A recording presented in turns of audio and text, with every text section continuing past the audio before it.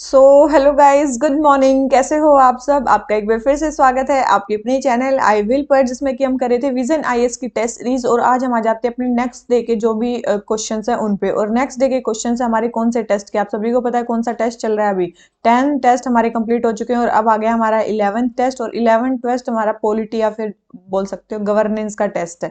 ठीक है, गवर्नेंस के कुछ कुछ टॉपिक्स होंगे, कुछ स्कीम्स होंगी, ये चीजें होंगी इसमें। ठीक है, तो 11 टेस्ट पे हम आ चुके हैं। ठीक है, तो चलिए जल्दी जल्दी से स्टार्ट करते हैं आज के हम अपने पहले क्वेश्चन से। वीडियो अच्छी लगती है लाइक कर लेना, चैनल को सब्सक्राइब कर लेना, अपने फ्रेंड्स में शेयर भी कर देना। ठीक है, तो चलिए स्टार्ट करते हैं आज के फर्स्ट क्वेश्चन से। और हमारा फर्स्ट क्वेश्चन क्या बोलता है? फर्स्ट क्वेश्चन है, अगर आपको इसकी पीडीएफ चाहिए तो आप हमारे टेलीग्राम चैनल को भी ज्वाइन कर सकते हो, जिसका लिंक आपको डिस्क्रिप्शन बॉक्स में मिल जाएगा। ठीक है, तो चलिए स्टार्ट करते हैं आज के फर्स्ट क्वेश्चन से।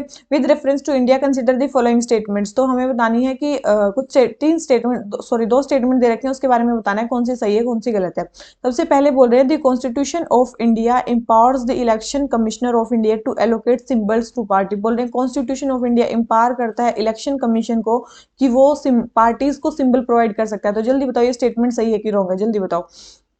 तो आप सभी को पता होगा कि कॉन्स्टिट्यूशन में ऐसा कुछ नहीं लिख रखा है कि भाई इलेक्शन कमीशन ऑफ इंडिया कोई सिंबल एलोकेट करेगा कि नहीं करेगा। ये कहाँ पे लिख रखा है? एक इलेक्शन सिंबल एक्ट आया था। कौन सा एक्ट? Election symbols act. ठीक है, election symbols reservation and allocate, जो अलॉटमेंट ऑर्डर, मतलब ये रिजर्वेशन एंड अलॉटमेंट एक्ट आया था, या फिर ऑर्डर मान लो। ठीक है, वो एक्ट नहीं था, एक टाइप का ऑर्डर था, जो कि कब आया था? 1968 में आया था।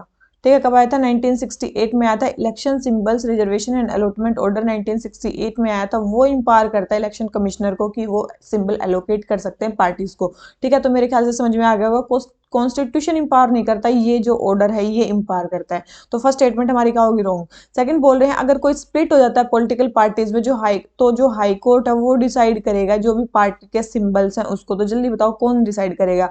अभी तो बताया election symbols reservation and allotment order किसको पावर दी गई है? इलेक्शन कमिश्नर को पावर दी गई है। ठीक है, तो election commissioner of India is the sole authority to decide on issue related to party symbols. ये चीज ध्यान रखना इन केस ऑफ स्प्लिट। ठीक है, in case of split election commissioner he decide करेगा ओनली, हाई कोर्ट को power नहीं है। तो ये स्टेटमेंट भी हमारी क्या होगी? रॉन्ग। और फिर से कौन से कॉन्स्टिट्यूशन के अकॉर्डिंग नहीं है, ये किसके अकॉर्डिंग है? Election symbols reservation and allotment order 1968। ठीक है, तो सेकंड स्टेटमेंट भी रॉन्ग है। तो हमें बतानी करेक्ट स्टेटमेंट दिख रही है आपको, कौन सी करेक्ट है? ना फर्स्ट करेक्ट है ना सेकंड करेक्ट है, तो दोनों स्टेटमेंट रॉन्ग है। तो हमारा आंसर क्या हो गया? डी। ठीक है, क्योंकि कोई भी स्टेटमेंट हमारी जो है इसमें सही नहीं है। ठीक है, तो मेरे ख्याल से ये क्वेश्चन आ गया होगा आपको समझ में। तो क्वेश्चन नंबर फर्स्ट हो गया कंप्लीट। आ जाते हैं क्वेश्चन नंबर सेकंड पे। क्वेश्चन नंबर सेकंड हमें बताना है किसके बारे में? राम प्रसाद बिस्मिल के बारे में। ठीक है, राम प्रसाद बिस्मिल के बारे में।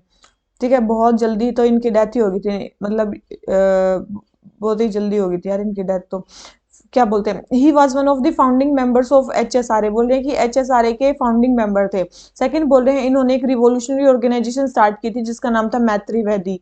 और इन्होंने एक फेमस पोएम लिखी थी, मैनपुरी की प्रतिज्ञा। तो आप सभी को पता होगा भाई राम प्रसाद बिस्मिल लगभग 3-4 चीजों से एसोसिएटेड है। किन किन चीजों से एसोसिएटेड आप सभी को पता होगा। सबसे पहले तो एक आर्य समाज से एसोसिएटेड है, बहुत इंपॉर्टेंट है। ठीक है, आर्य समाज से एसोसिएटेड है। ठीक है, इन्होंने आर्य समाज को ज्वाइन किया था। और आर्य समाज को ज्वाइन किया था तो उससे रिलेटेड एक आपने नाम सुना होगा, भाई परमानंद। उनकी मतलब ब्रिटिशर्स ने मतलब वो करती थी, क्या बोलते हैं, मतलब उनको डेथ सेंटेंस दे दिया था। तो उनके ऊपर इन्होंने एक पोएम भी लिखी थी जिसका नाम था मेरा जन्म। ठीक है, माई बर्थ या मेरा जन्म, बहुत इंपॉर्टेंट है, ध्यान रखना। मेरा जन्म, जिसमें जो इन्होंने ये पोएम लिखी, इसमें अपने एंगर को वेंट आउट किया था इन्होंने कि भाई परमानंद को क्यों डेथ सेंटेंस या ये दिया गया। ठीक है, तो ये बिस्मिल की पोएम थी। ठीक है, आर्य समाज इन्होंने ज्वाइन किया। तो उस आर्य समाज के एक फेमस पर्सन थे, मिशनरी थे, भाई परमानंद। उनकी जो डेथ थी, डेथ सेंटेंस ब्रिटिशर्स ने उनको दे दिया था। तो उसके एंगर, उस पे एंगर को वेंट आउट करने के लिए उन्होंने एक पोएम लिखी थी, मेरा जन्म। ठीक है, इंपॉर्टेंट। तो मेरा जन्म पोएम किनकी है, ये चीज इंपॉर्टेंट आ जाती है। ठीक है, आर्य समाज को ज्वाइन किया था। दूसरी चीज, ये एसोसिएटेड है मैनपुरी कॉन्स्पिरेसी से। किससे? मैनपुरी कॉन्स्पिरेसी। मैनपुरी आपको पता होगा एक जगह है। ठीक है, तो मैनपुरी कॉन्स्पिरेसी सबसे पहले हुई कब थी? हुई, ये कुछ नहीं थी, ये थी, इसमें क्या थी, चोरियां की गई थी। क्या की गई थी? तीन तीन बार चोरी के चांसेस किए गए थे। ठीक है, 3 बार रोबरी यहाँ पे की गई थी। ये थी मैनपुरी कॉन्स्पिरेसी, कुछ नहीं थी। ठीक है, इसी के नाम पे मतलब 1918 में बिस्मिल ने एक और पोएम लिखी जिस पे लिखा है मैनपुरी की प्रतिज्ञा। ठीक है, ये लिखी उन्होंने। ये जो कुछ चोरियां की ये इन्होंने किनके साथ मिलके की, एक दीक्षित थे, गेंदालाल दीक्षित, ठीक है, दीक्षित के साथ मिलके, ठीक है। तो इनके एक टीचर थे ये, ठीक है, गेंदालाल दीक्षित कौन थे, ये थे, और ये इनके एक टीचर थे, ठीक है। इन दोनों ने मिलके, क्योंकि इनके जो टीचर थे, इनके जो लिंक्स थे वो डेकोइट्स से थे, तो इन्होंने बोला कि भाई हम तो ब्रिटिशर्स को से मार के भगा देंगे। तो इन्होंने मतलब आर्म्ड उस चीज के ऊपर इन्होंने चोरियां करनी स्टार्ट की, ब्रिटिशर्स को लूटना स्टार्ट किया। तो ये कॉन्स्पिरेसी की जो मतलब जो ये मैनपुरी कॉन्स्पिरेसी है, ये मतलब रॉबरी से एसोसिएटेड है, दीक्षित के साथ मिलकर इन्होंने की। और यहाँ पे इन्होंने क्या लिखी, एक पोएम भी लिखी, मैनपुरी की प्रतिज्ञा, ध्यान रखना, ठीक है। तो ये मैनपुरी कॉन्स्पिरेसी कब हुई थी, और यहीं पे इन्होंने स्टार्ट किया था एक रिवोल्यूशनरी ऑर्गेनाइजेशन जिसका नाम था मैत्री वैदी, जो यहाँ लिख रखा है ना मैत्री वैदी, ये भी तभी स्टार्ट किया था, ठीक है, ध्यान रखना। तो मैनपुरी कॉन्स्पिरेसी के साथ ये एसोसिएटेड है। इसके बाद इन्होंने बनाई HRA, हिंदुस्तान रिपब्लिकन एसोसिएशन, बहुत इंपॉर्टेंट है, अशफाक उल्लाह खान के साथ मिलके, अशफाक उल्लाह खान के साथ मिलके और राम प्रसाद बिस्मिल, इन दोनों ने मिलके क्या बनाई, HRA बनाई, बहुत इंपॉर्टेंट है, HRA ऑर्गेनाइजेशन बनाई, जिसमें लगभग जो रिवोल्यूशनरी थे वो इसमें आए। जो HRA थी उसके जो कॉन्स्टिट्यूशन उन्होंने बनाया था उसको बोला जाता है येलो पेपर कॉन्स्टिट्यूशन, बहुत इंपॉर्टेंट है, ठीक है। येलो पेपर कॉन्स्टिट्यूशन किसको बोला जाता है, इसके कॉन्स्टिट्यूशन को बोला जाता है, ध्यान रख लेना, ठीक है। येलो पेपर कॉन्स्टिट्यूशन किसको बोला जाता है, इनके को बोला जाता है। फिर इन्होंने क्या बनाई, HRA, जो बाद में HSRA बन गई 1928 में। फिर इन्होंने 1925 में, ठीक है, HRA इन्होंने कब बनाई, 1923 में, ठीक है, कब बनाई, 1923 में इन्होंने HRA बनाई। उसके बाद कौन सी कॉन्स्पिरेसी हुई, एक फेमस कॉन्स्पिरेसी हुई, काकोरी कॉन्स्पिरेसी। इसके बाद तो ये सारे फंसी गए, फिर तो इनको डेथ सेंटेंस ही दे दिया गया, ठीक है। काकोरी कॉन्स्पिरेसी कब हुई, 1925 में। इसमें क्या हुआ, इसमें क्या हुआ काकोरी कॉन्स्पिरेसी में, इसमें क्या हुआ, इसमें पता चल गया, इसमें इनमें इनको पता चल गया कि भाई एक ट्रेन शाहजहानाबाद से लखनऊ जा रही है और उसमें वो पूरी पैसों से भरी हुई है। तो इन्होंने पकड़ लिया उस ट्रेन को, ठीक है, वहां पे चोरी कर ली। और फिर बाद में ब्रिटिशर्स तो इतने तेज थे, फंस गई है, ठीक है, तो ये फंस गए। तो फिर इनको बाद में 1927 में तो इनको डेथ सेंटेंस भी दे दी थी, ठीक है, ध्यान रखना। तो अशफाकुल्ला खान और क्या नाम लेते हैं बिस्मिल, इनको क्या मिल गई थी, डेथ सेंटेंस मिल गई थी। तो ये थी काकोरी कॉन्स्पिरेसी, ठीक है, बहुत इंपॉर्टेंट है। तो चार चीजों के साथ ये बहुत अच्छे से एसोसिएटेड है। एक तो आर्य समाज को इन्होंने ज्वाइन किया था, एक मैनपुरी कॉन्स्पिरेसी, एक HRA फॉर्म की थी 1923 में दोनों ने मिलकर, और इसके कॉन्स्टिट्यूशन को बोला जाता है येलो पेपर कॉन्स्टिट्यूशन। और फिर एक काकोरी कॉन्स्पिरेसी से एसोसिएटेड है, ये कब हुई थी, 1925 में, और फिर बाद में इसमें फंस भी गए थे। फिर 1927 में क्या हो गया था, इनको डेथ सेंटेंस भी हो गई थी। तो मेरे ख्याल से ये सारी चीजें समझ में आ गई होंगी। तो देखो, he was one of the founding members of HRA, अभी बताया मैंने। मैत्रीवादी ऑर्गेनाइजेशन इन्होंने स्टार्ट की थी, बिल्कुल मैत्रीवादी ऑर्गेनाइजेशन इन्होंने स्टार्ट की थी, बहुत इंपॉर्टेंट है, ध्यान रखना। और इन्होंने एक पोएम भी लिखी थी, मैनपुरी की प्रतिज्ञा, ठीक है। तो तीनों के साथ एसोसिएटेड है। तो हमें बतानी है करेक्ट स्टेटमेंट, तो करेक्ट दिख रही होगी, तीनों ही स्टेटमेंट करेक्ट है, तो हमारा आंसर क्या हो जाता है, C, ठीक है। और इनकी एक और फेमस पोएम है जो इन्होंने लास्ट टाइम पे लिखी थी, मतलब डेथ सेंटेंस जब इनको हो गया था, गुलामी मिटा दो, क्या लिखी थी, गुलामी मिटा दो, ठीक है, ये इन्होंने लिखी थी, बहुत इंपॉर्टेंट है, ध्यान रखना, ये एक फेमस पोएम थी जो इन्होंने लिखी थी, ध्यान रखना। तो गुलामी मिटा दो, मेरा जन्म, ये पोएम्स लिखी हैं इन्होंने। एक ऑर्गेनाइजेशन इन्होंने बनाई थी, मैत्री वैदी, ठीक है, रिवोल्यूशनरी ऑर्गेनाइजेशन, रिवोल्यूशनरी थे, ठीक है। तो 19 क्या बोलते हैं, लगभग 30 साल की उम्र में तो इनकी डेथ ही हो गई थी, ठीक है। लगभग आप देखो, आप जितने भी होगे 20 से 30 साल के होने वाले होंगे, इन्होंने 30 साल में तो इनको डेथ सेंटेंस मिल गई देश को आज़ाद कराने के लिए, ठीक है। तो सोचो कितने मतलब वो थे। और तो क्वेश्चन नंबर सेकंड हो जाता है हमारा कंप्लीट। आ जाते हैं अपने नेक्स्ट क्वेश्चन पे। नेक्स्ट क्वेश्चन में क्या बोलता है, नेक्स्ट क्वेश्चन है हमारा किसके बारे में, बोल रहे हैं कि मिस्टेरी का स्वैम्प, मिस्टेरी का स्वैम्प आपने पढ़े भी होंगे, मिस्टेरी का जो फ्रेश वाटर में जो स्वैम्प पाए जाते हैं उनको बोलते हैं मिस्टेरी का स्वैम्प। कहाँ पाए जाते हैं ये, फ्रेश वाटर में, ठीक है, अभी बताया मैंने कि कहाँ पाए जाते हैं, फ्रेश वाटर में। और ये एक एवरग्रीन ट्रीज होते हैं, ट्रीज ही मान लो, ठीक है, एवरग्रीन ट्रीज होते हैं, मिस्टेरिका स्वैम्प एवरग्रीन ट्रीज होते हैं, ठीक है, एवरग्रीन ट्रीज होते हैं जो वाटर लॉक्ड कंडीशन में रहना सीख जाते हैं, ठीक है, वाटर लॉक्ड कंडीशन में रहना सीख जाते हैं, बहुत इंपॉर्टेंट है। मिस्टेरिका स्वैम्प, स्वैम्प का मतलब ये होता है जो वाटर लॉक्ड कंडीशन में रहते हैं, एवरग्रीन जो फ्रेश वाटर मतलब जो वाटर लॉक्ड कंडीशन में रहते हैं उनको बोलते हैं। ये बहुत जगह नहीं पाए जाते हैं, बहुत कम जगह पाए जाते हैं। जैसे कि अभी न्यूज आई थी कि भाई केरला में है ना, इनका स्लो एंड स्टेडी डिक्लाइन हो रहा है, केरला में इनका स्लो एंड स्टेडी डिक्लाइन हो रहा है। केरला से न्यूज आई थी, तो इसका मतलब ये कहाँ, नॉर्थ वेस्टर्न घाट्स में तो पाए जाते हैं, वेस्टर्न घाट्स में पाए जाते हैं, और थोड़े बहुत ही अंडमान निकोबार में पाए जाते हैं। याद रखना, नॉर्थ ईस्ट और तेराई रीजन यहाँ पे ये नहीं पाए जाते हैं, तो ध्यान रखना, बहुत ही कम जगह पे मिस्टेरिका स्वैम्प पाए जाते हैं। तो वेस्टर्न घाट्स और निकोबार आइलैंड केवल 2 ही जगह पे पाए जाते हैं। तो हमारा आंसर क्या हो जाता है, बी, क्योंकि हमसे पूछा था कहाँ पे पाए जाते हैं, ठीक है, न्यूज आई थी इसलिए ये न्यूज में था।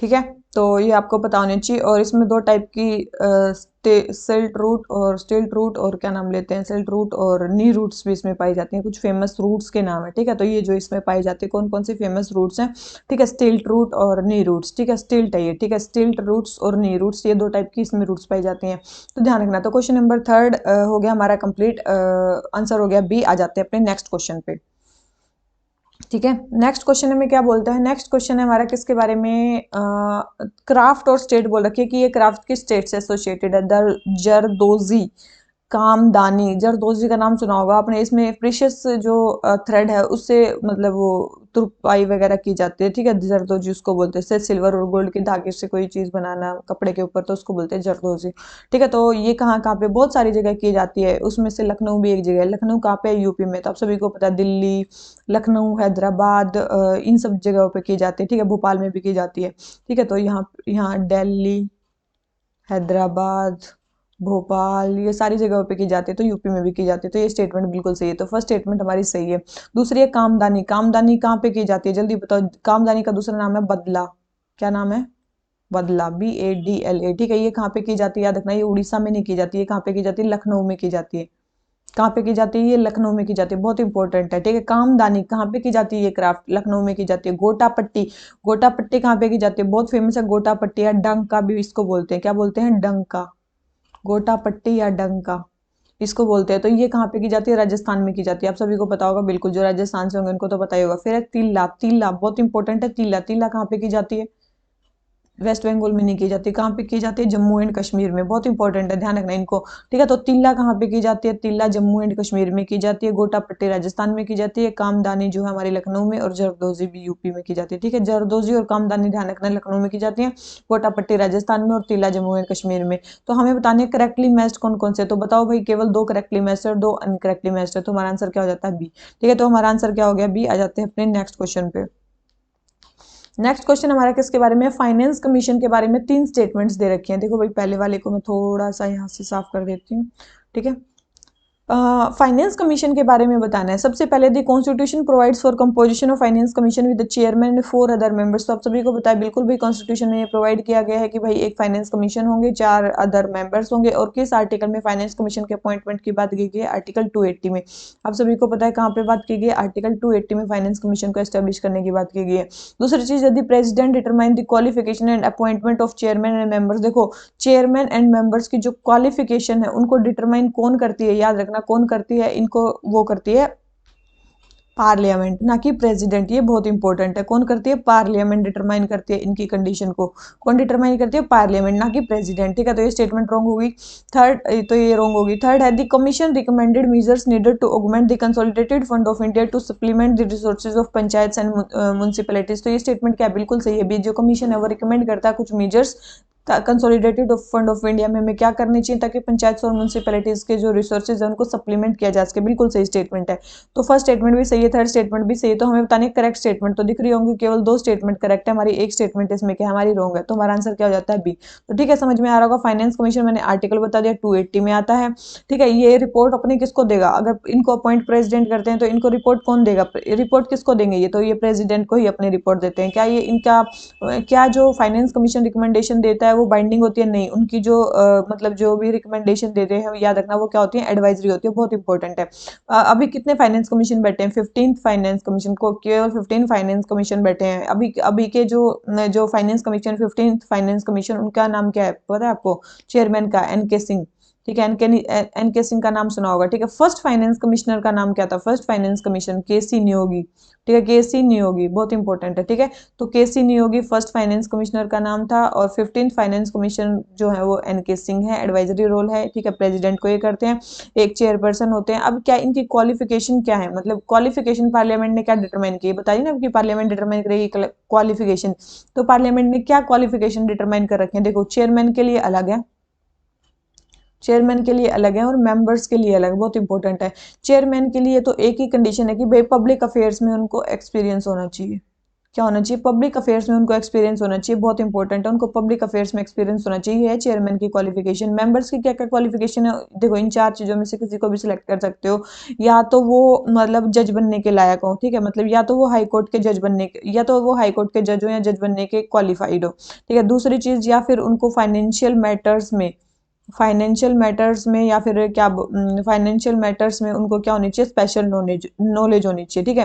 फाइनेंशियल मैटर्स में या फिर अकाउंट में उनको क्या होनी चाहिए, स्पेशल नॉलेज होनी चाहिए। स्पेशल नॉलेज की बात करूँ, या फिर इनको इकोनॉमिक्स में स्पेशल नॉलेज होनी चाहिए, बहुत इंपॉर्टेंट है। स्पेशल नॉलेज या तो फाइनेंशियल मैटर्स या फिर इसमें हो या फिर इकोनॉमिक्स में उनको स्पेशल नॉलेज हो, या फिर वाइड एक्सपीरियंस होना चाहिए फाइनेंशियल मैटर्स में, या फिर वाइड क्या होना चाहिए, एक्सपीरियंस होना चाहिए किसमें, फाइनेंशियल मैटर्स में, या फिर फाइनेंशियल मैटर्स में या फिर एडमिनिस्ट्रेशन में, ठीक है। फाइनेंशियल मैटर्स में या एडमिनिस्ट्रेशन में, ये बहुत इंपॉर्टेंट है। तो ये चार चीजें बहुत जरूरी है, ठीक है। क्या क्या, क्वालिफिकेशन, चेयरमैन के लिए अलग क्वालिफिकेशन है, मेंबर्स के लिए अलग क्वालिफिकेशन। चेयरमैन के लिए क्या क्वालिफिकेशन है कि भाई जो है उनको पब्लिक अफेयर्स में मतलब काफी वाइड एक्सपीरियंस होना चाहिए, ठीक है। तो सबसे पहले एक्सपीरियंस होना चाहिए उनको, वाइड एक्सपीरियंस होना चाहिए कहाँ पे, पब्लिक अफेयर्स में। मेंबर्स की क्या क्वालिफिकेशन है, चार, या तो हाई कोर्ट जज बनने के आप क्वालिफाइड हो, या फिर स्पेशल नॉलेज होनी चाहिए आपको फाइनेंशियल मैटर्स में, या फिर अकाउंट में, या फिर इकोनॉमिक्स में आपको स्पेशल नॉलेज होनी चाहिए, या फिर वाइड एक्सपीरियंस होना चाहिए फाइनेंशियल मैटर्स या फिर एडमिनिस्ट्रेशन में। तो ये है आपकी मतलब मेन क्वालिफिकेशंस, ठीक है। तो मेरे ख्याल से समझ में आ गया। और भी बहुत सारी चीजें रिकमेंड करती है, जैसे कि सेंटर और स्टेट के बीच में मतलब कितने फाइनेंसेस इधर उधर जाने चाहिए, उसकी मतलब क्या क्राइटेरिया होना चाहिए जो जब आप फाइनेंसेस को डिवाइड करते हो। ग्रांट इन एड को मतलब कंसिडर करते हैं कि ग्रांट इन एड कैसे दी जानी चाहिए, स्टेट्स को किस बेसिस पे दी जानी चाहिए, ठीक है। ये सारी चीजें मतलब टैक्सेस को कैसे डिवाइड करना चाहिए, तो ये सारी ही चीजें जो है वो हमारी कहाँ पे आती हैं, ये सारी ही चीजें हमारी मतलब जो फाइनेंस कमीशन है वो मतलब डिसाइड करता है, ठीक है। तो क्वेश्चन नंबर 5 हमारा हो जाता है कंप्लीट, इसका आंसर हो जाता है बी। आ जाते हैं नेक्स्ट क्वेश्चन पे, मेरे ख्याल से अच्छे से समझ में आ गया होगा। अब आ जाते हैं आर्टिफिशियल इंटेलिजेंस पे। ये क्वेश्चन हम हाफ पहले भी कर चुके हैं और ये अब गलत नहीं होना चाहिए, हाफ तो कम से कम नहीं होना चाहिए, क्योंकि हम क्या पढ़ चुके हैं, हिरोशिमा एआई प्रोसेस। अगर आप 11th पहले से लेके अब तक पढ़ते आए हो तो आपको पता होगा हिरोशिमा एआई प्रोसेस किसने स्टार्ट किया, बहुत इंपॉर्टेंट है, जल्दी बताओ भाई। हिरोशिमा एआई प्रोसेस किसने स्टार्ट किया, तो बहुत इंपॉर्टेंट है, ध्यान रखना, G7 कंट्रीज ने स्टार्ट किया है। हिरोशिमा एआई प्रोसेस किसने स्टार्ट किया है, G7 कंट्रीज ने स्टार्ट किया है, ताकि आर्टिफिशियल जो इंटेलिजेंस है उसको हम क्या कर सके, रेगुलेट कर सके, ठीक है। आर्टिफिशियल इंटेलिजेंस को हम रेगुलेट कर सके, उसके लिए आया है हमारा क्या, हिरोशिमा एआई प्रोसेस G7, क्योंकि ये मतलब जापान में साइन हुआ है इसलिए हिरोशिमा, ठीक है। हिरोशिमा एआई मतलब एआई को रेगुलेट करने के लिए प्रोसेस G7 कंट्रीज ने मतलब ये स्टार्ट किया है। तो फर्स्ट स्टेटमेंट तो सॉरी सेकंड स्टेटमेंट तो इसकी हो जाती है रॉन्ग, आप सभी को पता है। सेकंड स्टेटमेंट क्या हो जाती है इसकी, रॉन्ग हो जाती है। और फर्स्ट स्टेटमेंट है GPAI global partnership on AI is a group of 25 member countries of which India is also. देखो global partnership AI, global partnership of AI, AI के लिए ग्लोब पार्टिसिपेट करा, ग्लोब में मतलब countries, civil societies, private member, corporation, जो भी सब कुछ इसमें पार्टिसिपेट करा, इसको बोलते हैं GPAI, ठीक है। बहुत इंपॉर्टेंट है। GPAI कब लॉन्च किया गया था, 2020 में लॉन्च किया गया था, बहुत इंपॉर्टेंट है, कब लॉन्च किया गया था, 2020 में ये लॉन्च किया गया था GPAI, जिसमें सब पार्टिसिपेट कर रहे हैं आर्टिफिशियल इंटेलिजेंस को रिस्पॉन्सिबल, इंक्लूसिव, ह्यूमन सेंट्रिक बनाने के लिए। इसमें क्या बनानी है, इसमें जो एआई, एक मिनट यार, 1 सेकेंड, इसमें हमें एआई को क्या बनाना है, रिस्पॉन्सिबल बनाना है, ह्यूमन सेंट्रिक बनाना है, ठीक है, इंक्लूसिव बनाना है। तो एआई को इतनी सारे ये बनाने के लिए हम GPAI जो है वो हमारा स्टार्ट हुआ, बहुत इंपॉर्टेंट है, ध्यान रखना इसको, ठीक है। तो ये हमारा GPAI कब स्टार्ट हुआ, और अब इसमें याद रखना 29 मेंबर्स ऐड हो गए हैं। तो ये इसमें लिख रखा है 25 मेंबर्स में, नहीं, अब इसमें 29 मेंबर्स हैं, इंडिया भी मेंबर है, ये सही स्टेटमेंट है कि इंडिया भी मेंबर है, लेकिन अब इसमें 29 मेंबर्स हो गए हैं, तो ये स्टेटमेंट रॉन्ग हो जाती है कि 25 है, ठीक है। 25 मेंबर नहीं, अब 29 हो गए, तो फर्स्ट स्टेटमेंट भी रॉन्ग, सेकंड स्टेटमेंट भी रॉन्ग। तो हमें पता नहीं, करेक्ट स्टेटमेंट तो करेक्ट देख रही होगी, कोई भी करेक्ट नहीं है, तो हमारा आंसर क्या हो गया, डी, ठीक है। इसका आंसर जब आप देखोगे विजन में, उसका आंसर आपको ए दिया मिलेगा, बहुत इंपॉर्टेंट है, याद रखना, ए दिया मिलेगा, क्यों, क्योंकि जब ये क्वेश्चन पेपर बना होगा तब उसमें 25 मेंबर कंट्रीज होंगी, अब इसमें 29 होंगी, तो ये स्टेटमेंट हमारी रॉन्ग है। तो फर्स्ट स्टेटमेंट रॉन्ग है, सेकंड स्टेटमेंट भी रॉन्ग है, तो हमारा आंसर क्या हो जाता है, डी, ठीक है। और इसमें मेन चीज की ग्लोबल पार्टनरशिप ऑन एआई में की जा रही है थ्योरी और प्रैक्टिस, जो एआई पे हम थ्योरी जानते हैं और प्रैक्टिस जानते हैं, उसके बीच में हम गैप को कम कर दें, मेन टारगेट यही है, ठीक है। इसके अलावा GPAI का मतलब जो सेक्रेटरीट होगा ना, वो होगा OECD में, कहाँ पे, OECD में। OECD का नाम तो सुना होगा, OECD क्या होता है, ओईसीडी कंट्रीज का नाम है, ठीक है। ओईसीडी किसका नाम है, कंट्रीज का नाम है। 1948 में ये ऑर्गेनाइजेशन बनी थी, मतलब किसी अलग नाम से, लेकिन फिर 1961 में इसका नाम ओईसीडी रख दिया गया। क्या रख दिया गया, ओईसीडी, ठीक है। ये मतलब जो हाई इनकम कंट्रीज है उनका ग्रुप होता है ओईसीडी। मेरे ख्याल से आपको पता भी होगा, 36 कंट्रीज आती हैं इसमें लगभग, है ना। 30 से ऊपर की कंट्रीज आती हैं, ठीक है। कुछ कंट्रीज आती हैं इसमें, लगभग वर्ल्ड की कंट्रीज जो अमीर अमीर है वो आती है। मतलब एक बहुत सारी, मतलब वैसे तो बहुत सारी इंपॉर्टेंट ओईसीडी रिपोर्ट निकालता है, उसके नाम के आगे ओईसीडी होता है, लेकिन एक बहुत इंपॉर्टेंट रिपोर्ट निकालता है जिनके नाम के आगे ओईसीडी नहीं होता, इंटरनेशनल माइग्रेशन आउटलुक। याद रखना, इंटरनेशनल माइग्रेशन आउटलुक जो है ना ओईसीडी निकालता है, ये चीज ध्यान रखना। ये काफी इंपॉर्टेंट रिपोर्ट है जो कई बार आ जाती है और पता नहीं होता। तो इंटरनेशनल माइग्रेशन आउटलुक कौन निकालता है, ये निकालता है। क्या इंडिया इसका पार्ट है, तो क्या इंडिया इसका पार्ट हो सकता है ओईसीडी का? क्या इंडिया पार्ट है, जल्दी बताओ भाई, क्या हो सकता है ओईसीडी का पार्ट? नहीं है इंडिया पार्ट, क्योंकि हाई इनकम कंट्री थोड़ी ना इंडिया, ठीक है, ध्यान रखना। ठीक है, तो ये ओईसीडी बना क्यों था, प्रोग्रेस मतलब वर्ल्ड में प्रोग्रेस हो, ट्रेड को इंक्रीज हो, उसके लिए बना था, ठीक है। हाई इनकम कंट्रीज आती है इसमें। इसके हेडक्वार्टर्स कहाँ पे हैं, आप सभी को पता है, पेरिस फ्रांस में। कहाँ पे है इसके हेडक्वार्टर्स, पेरिस फ्रांस में। इसका मतलब तो क्या हो गया, आपके जीपीएआई के हेडक्वार्टर्स भी कहाँ पे हैं, पेरिस फ्रांस में, ध्यान रखना। तो ओईसीडी का मतलब जो सॉरी जो जीपीआई है उसका सेक्रेटरीट कहाँ पे है, ओईसीडी पे ही है, तो ध्यान रखना। ओईसीडी के कहाँ पे है, पेरिस फ्रांस में। तो ये कुछ कुछ चीजें ध्यान रखनी है हमको कि क्या क्या है, ठीक है। तो इनडायरेक्टली हमने एक और कर लिया इसको, और जो आपको देखना हो आप कहीं और से देख सकते हो, ठीक है। तो क्वेश्चन नंबर 6 हो जाता है हमारा कंप्लीट। आ जाते हैं अपने नेक्स्ट क्वेश्चन पे। नेक्स्ट क्वेश्चन हमें क्या बोलता है, नेक्स्ट क्वेश्चन है हमारा सीएसएस के बारे में। सीएसएस क्या है, सेंट्रली स्पॉन्सर्ड स्कीम्स के बारे में बताना है। किसके बारे में, सेंट्रली स्पॉन्सर्ड स्कीम के बारे में बताना है, ठीक है। 1 सेकेंड। हाँ, सबसे पहले है they are extended by union government to states under article 282 of the constitution. बहुत इंपॉर्टेंट है, ध्यान रखना बिल्कुल। आर्टिकल 282 के अंडर ही सेंट्रली स्पॉन्सर्ड स्कीम्स जो है वो यूनियन जो है वो एक्सटेंड करता है स्टेट्स को। बिल्कुल सही स्टेटमेंट है। सेकंड बोल रहे हैं बी के चतुर्वेदी जो कमेटी है, बी के चतुर्वेदी कमेटी की रिकमेंडेशन पे जो सेंट्रली स्पॉन्सर्ड स्कीम्स हैं वो रिस्ट्रक्चर की गई थी, ताकि उनकी मतलब जो ओवरलैपिंग है उसको रोका जा सके। बिल्कुल, पहले तो बीकी चतुर्वेदी कमेटी ने बोला था कि भाई उनकी ओवरलैपिंग को रोकने के लिए ऐसा किया जाना चाहिए, फिर प्लानिंग कमीशन ने भी बोला, फिर किसने बोला, 1 सेकंड यार, फिर प्लानिंग कमीशन ने भी बोला, और फिर प्लानिंग कमीशन ने कितने 147 कुछ स्कीम्स को कुछ 60 प्लस स्कीम्स में, मतलब 60 क्या 66 के अप्रोक्स स्कीम्स में मतलब वो कर दिया था क्या, 147 स्कीम्स को 66 स्कीम्स में मर्ज कर दिया था सेंट्रली स्पॉन्सर्ड को, ताकि उनकी ओवरलैपिंग ना हो उसके, ठीक है। तो सेकंड स्टेटमेंट भी करेक्ट है। थर्ड देखो, after the enactment of appropriation bill the budget allocated for a scheme is directly released by union finance minister to consolidated fund of states. तो आप सभी को पता होना चाहिए कि जो बजट है वो कहाँ पे एलोकेट होते हैं, जल्दी बताओ कि जल्दी कहाँ एलोकेट होते होंगे। तो ये फाइनेंस मिनिस्टर के पास में जो भी रिलेटेड मिनिस्ट्री होती है ना, मान लो कि सेंट्रली स्पॉन्सर्ड स्कीम जिस भी मतलब मिनिस्ट्री के अंडर आती है, तो उस मिनिस्ट्री के पास चले जाते हैं, ठीक है। मिनिस्ट्री जो कंसर्न स्कीम की जो मिनिस्ट्री होती है उसके पास चले जाते हैं, फिर मिनिस्ट्री डिसाइड करती है, ठीक है। तो ऐसा नहीं है कि सारे के सारे फाइनेंस मिनिस्टर के उसमें जाते हैं, ऐसा नहीं है, ठीक है। तो ये स्टेटमेंट हमारी रॉन्ग हो जाती है, क्योंकि उसी मिनिस्ट्री कंसर्न के पास चले जाते हैं जिसमें वो स्कीम है सेंट्रली स्पॉन्सर्ड, ध्यान रखना। तो ये क्वेश्चन थर्ड स्टेटमेंट हमारी रॉन्ग हो जाती है, फर्स्ट एंड सेकंड स्टेटमेंट हमारी करेक्ट है। तो हमें बतानी है करेक्ट स्टेटमेंट। तो दिख रही है आपको केवल 2 ही स्टेटमेंट करेक्ट है, तो हमारा आंसर क्या हो जाता है, सी, ठीक है। तो इंपॉर्टेंट क्वेश्चन था। क्वेश्चन नंबर 7 ये हो जाता है हमारा, सेंट्रली स्पॉन्सर्ड स्कीम क्या होते हैं, जिसमें देखो सेंट्रल सेक्टर स्कीम क्या होता है, जिसमें सारा खर्चा सेंटर करता है, पूरा सब कुछ सेंटर का ही होता है। लेकिन सेंट्रली स्पॉन्सर्ड में क्या होता है, सेंटर और स्टेट दोनों डिवाइड करके आपस में मतलब खर्चा करते हैं किसी स्कीम को, उसको बोलते हैं सेंट्रली स्पॉन्सर्ड स्कीम, जिसमें मतलब एक्स अमाउंट मतलब मान लो कि सेंटर देता है, कुछ अमाउंट जो है वो स्टेट्स देती हैं। ये कितना भी हो सकता है प्रोपोर्शन, 50-50 भी हो सकता है, ठीक है, 60-40 भी हो सकता है, 90:10 भी हो सकता है, तो कुछ भी हो सकता है, ठीक है। तो centrally sponsored scheme question number 7 हमारा आंसर हो जाता है सी। आ जाते हैं अपने नेक्स्ट क्वेश्चन पे। हमें बताना है the number of recognised party keep changing based on their performance in general elections. Second बोले हैं in first general election there were only 3 national parties.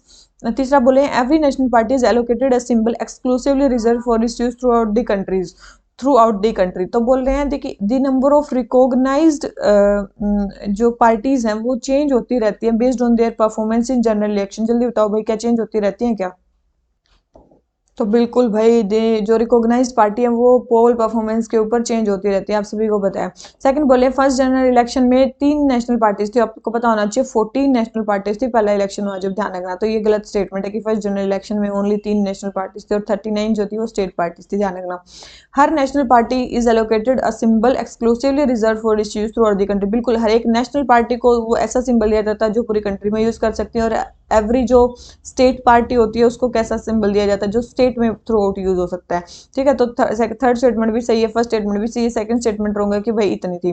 ठीक है, अब एक चीज ध्यान रखना, रिकॉग्नाइज और अनरिकॉग्नाइज करने की तो पावर है हमारे इलेक्शन कमीशन के पास, लेकिन डी रजिस्टर करने की पावर नहीं है, याद रखना। किसी पार्टी को डी रजिस्टर करने की पावर नहीं है, ये चीज ध्यान रख लेना। ठीक है, तो कई पार्टी अनरिकॉग्नाइज हो सकती हैं तो उनको बोलते हैं रजिस्टर्ड अनरिकॉग्नाइज्ड पार्टी। मान लो कि ये तो रिकॉग्नाइज्ड पार्टी होगी, जिनको मतलब रिकॉग्नाइज कर लेते हैं फिर उनको रिजर्व सिंबल्स वगैरह मिलते हैं, वो अलग है। ठीक है, कुछ होती हैं registered unrecognised party, unrecognised party. ठीक है, तो वो रजिस्टर्ड अनरिकॉग्नाइज्ड पार्टी में आ जाती है, ध्यान रख लेना। ठीक है, तो ये वाला क्वेश्चन हो जाता है हमारा कंप्लीट। फर्स्ट भी सही है, थर्ड भी सही है, सेकंड रॉन्ग है, तो हमें बतानी है करेक्ट स्टेटमेंट। तो आपको दिख रही होगी केवल बी स्टेटमेंट करेक्ट है, फर्स्ट एंड थर्ड, और सेकंड स्टेटमेंट हमारी रॉन्ग है। तो क्वेश्चन नंबर 8 हमारा आंसर क्या हो जाता है, बी। आ जाते हैं अपनी नेक्स्ट क्वेश्चन पे। ठीक है, नेक्स्ट क्वेश्चन हमें क्या बोलते हैं, नेक्स्ट क्वेश्चन है मेरा क्वेश्चन नंबर 9। बोल रहे हैं डिफॉल्ट बिल। ये मैं पहले भी करवा चुकी हूँ, जब मैंने एक क्वेश्चन करवाया था ना, कौन से वाला, एफआईआर और चार्ज शीट वाला, उसमें बताया था। ठीक है, चार्ज शीट के बारे में बताया था। जब चार्जशीट कितने दिन में फाइल होती है, 60 टू 90 डेज में। ठीक है, तो बोल रहे हैं कि डिफॉल्ट, तो और चार्जशीट को इन्वेस्टिगेशन ऑफिसर फाइल करता है। ठीक है, तो the default bail is granted because of the default of investigation agency for not completing the investigation on time. मैंने आपको बताया था 60 टू 90 डेज के बीच में आपको चार्जशीट फाइल करनी है। अगर आप नहीं कर पाते हो तो फिर जो भी एक्यूज है, जो आपने अरेस्ट कर रखा है, उसको क्या देनी पड़ेगी, डिफॉल्ट बेल देनी पड़ेगी, या फिर इसी को स्टैट्यूटरी बेल भी बोलते हैं। क्या बोलते हैं, स्टैट्यूटरी बेल भी बोलते हैं। तो यही है डिफॉल्ट बेल का प्रोविजन। ठीक है, बिल्कुल सही स्टेटमेंट है। सेकंड बोल रहे हैं a magistrate can order an accused person to be detained in custody of a police for 15 days. बिल्कुल कोई मजिस्ट्रेट ऑर्डर कर सकता है अक्यूज्ड पर्सन को कि वो 15 दिन तक पुलिस कस्टडी में हो सकता है। थर्ड बोले the magistrate can authorise the detention of accused person in judicial custody for maximum 60 days. देखो बोले कि कोई भी मजिस्ट्रेट जो है डिटेंशन मतलब अक्यूज्ड पर्सन को बोल सकता है डिटेंशन के लिए जुडिशियल कस्टडी में मैक्सिमम 60 डेज। देखो मैंने अभी क्या बताया, 60 टू 90 डेज में इन्वेस्टिगेशन कंप्लीट करना है, इसका मतलब 90 डेज तक आप वहां पे रख सकते हो अलग अलग केसेस में। मतलब केस होंगे ना ये थोड़े से कम स्ट्रिंजेंट केस होंगे, ये कुछ ज्यादा होंगे। मतलब भाई किसी ने किसी का मर्डर कर दिया या फिर कोई हीनियस क्राइम कर दिया, तो हीनियस क्राइम्स वालों के लिए होंगे। ठीक है, तो 90 डेज, तो 90 डेज है ना कि 60 डेज। मैक्सिमम पीरियड कितना है, 90 डेज तक मजिस्ट्रेट ऑर्डर कर सकता है। तो थर्ड स्टेटमेंट होगा, first and second statement correct है। तो हमें बतानी है करेक्ट स्टेटमेंट। तो दिख रहा होगा केवल 2 स्टेटमेंट करेक्ट है, हमारी एक स्टेटमेंट जो है वो रॉन्ग है। ठीक है, और वो भी क्यों रॉन्ग है मेरे ख्याल से आपको पता चल गया। ठीक है, और इस डिफॉल्ट बेल को जो है किसका पार्ट माना जाता है, आप सभी को पता होना चाहिए, आर्टिकल 21 का भी पार्ट माना जाता है कि लाइफ एंड लिबर्टी में आती है ये बेल। ठीक है, डिफॉल्ट बेल की भाई अगर आप पे इन्वेस्टिगेशन ऑफिसर इन्वेस्टिगेशन कर ही नहीं रहा टाइम पे, तो आपको भी लिबर्टी है बाहर जाने की, तो आर्टिकल 21 के अंदर रहता है, ध्यान रखना।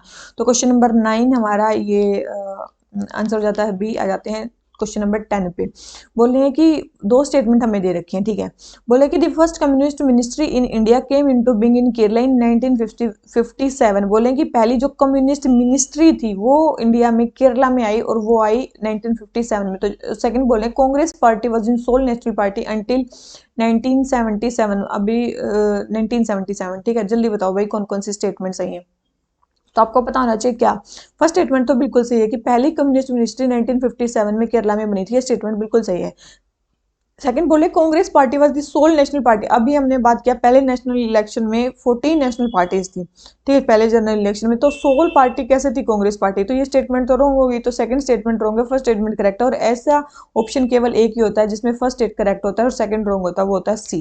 ठीक है, तो मेरे ख्याल से समझ में आ गया होगा क्यों मैंने ये बोला। अभी थोड़ी देर पहले ही मैंने बताया था 14 नेशनल पार्टी थी, बहुत सारी थी, जैसे कि आपने सुना होगा कौन कौन सी party, Communist Party of India, Bharatiya Jansangh, Communist Party of India जो मार्क्सिस्ट थी, जनता पार्टी, ये बहुत सारी पार्टी थी उस टाइम पे। ऐसा थोड़ी ना था केवल यही पार्टी थी, कांग्रेस ही थी। तो क्वेश्चन नंबर 10 हमारा आंसर हो जाता है सी। आ जाते हैं अपने नेक्स्ट क्वेश्चन पे। नेक्स्ट क्वेश्चन में क्या बोलता है, ट्रिब्यूनल्स के बारे में बताना, बहुत इंपॉर्टेंट है भाई ट्रिब्यूनल्स। ठीक है, बहुत इंपॉर्टेंट है ट्रिब्यूनल्स। एक सेकंड, ट्रिब्यूनल्स, ठीक है। तो सबसे पहले बोले हैं the original constitution did not contain provisions with respect to tribunals. तो आप सभी को पता होना चाहिए, बिल्कुल सही स्टेटमेंट दे रखी है, ओरिजिनल कॉन्स्टिट्यूशन में ट्रिब्यूनल्स के बारे में कुछ था ही नहीं। कब आए हैं ट्रिब्यूनल्स, जल्दी बताओ। फिर अगर ओरिजिनल कॉन्स्टिट्यूशन में नहीं थे तो कब आए, याद रखना 42nd कॉन्स्टिट्यूशनल अमेंडमेंट एक्ट में आए। कब आए यार, पेन ही नहीं चल रहा।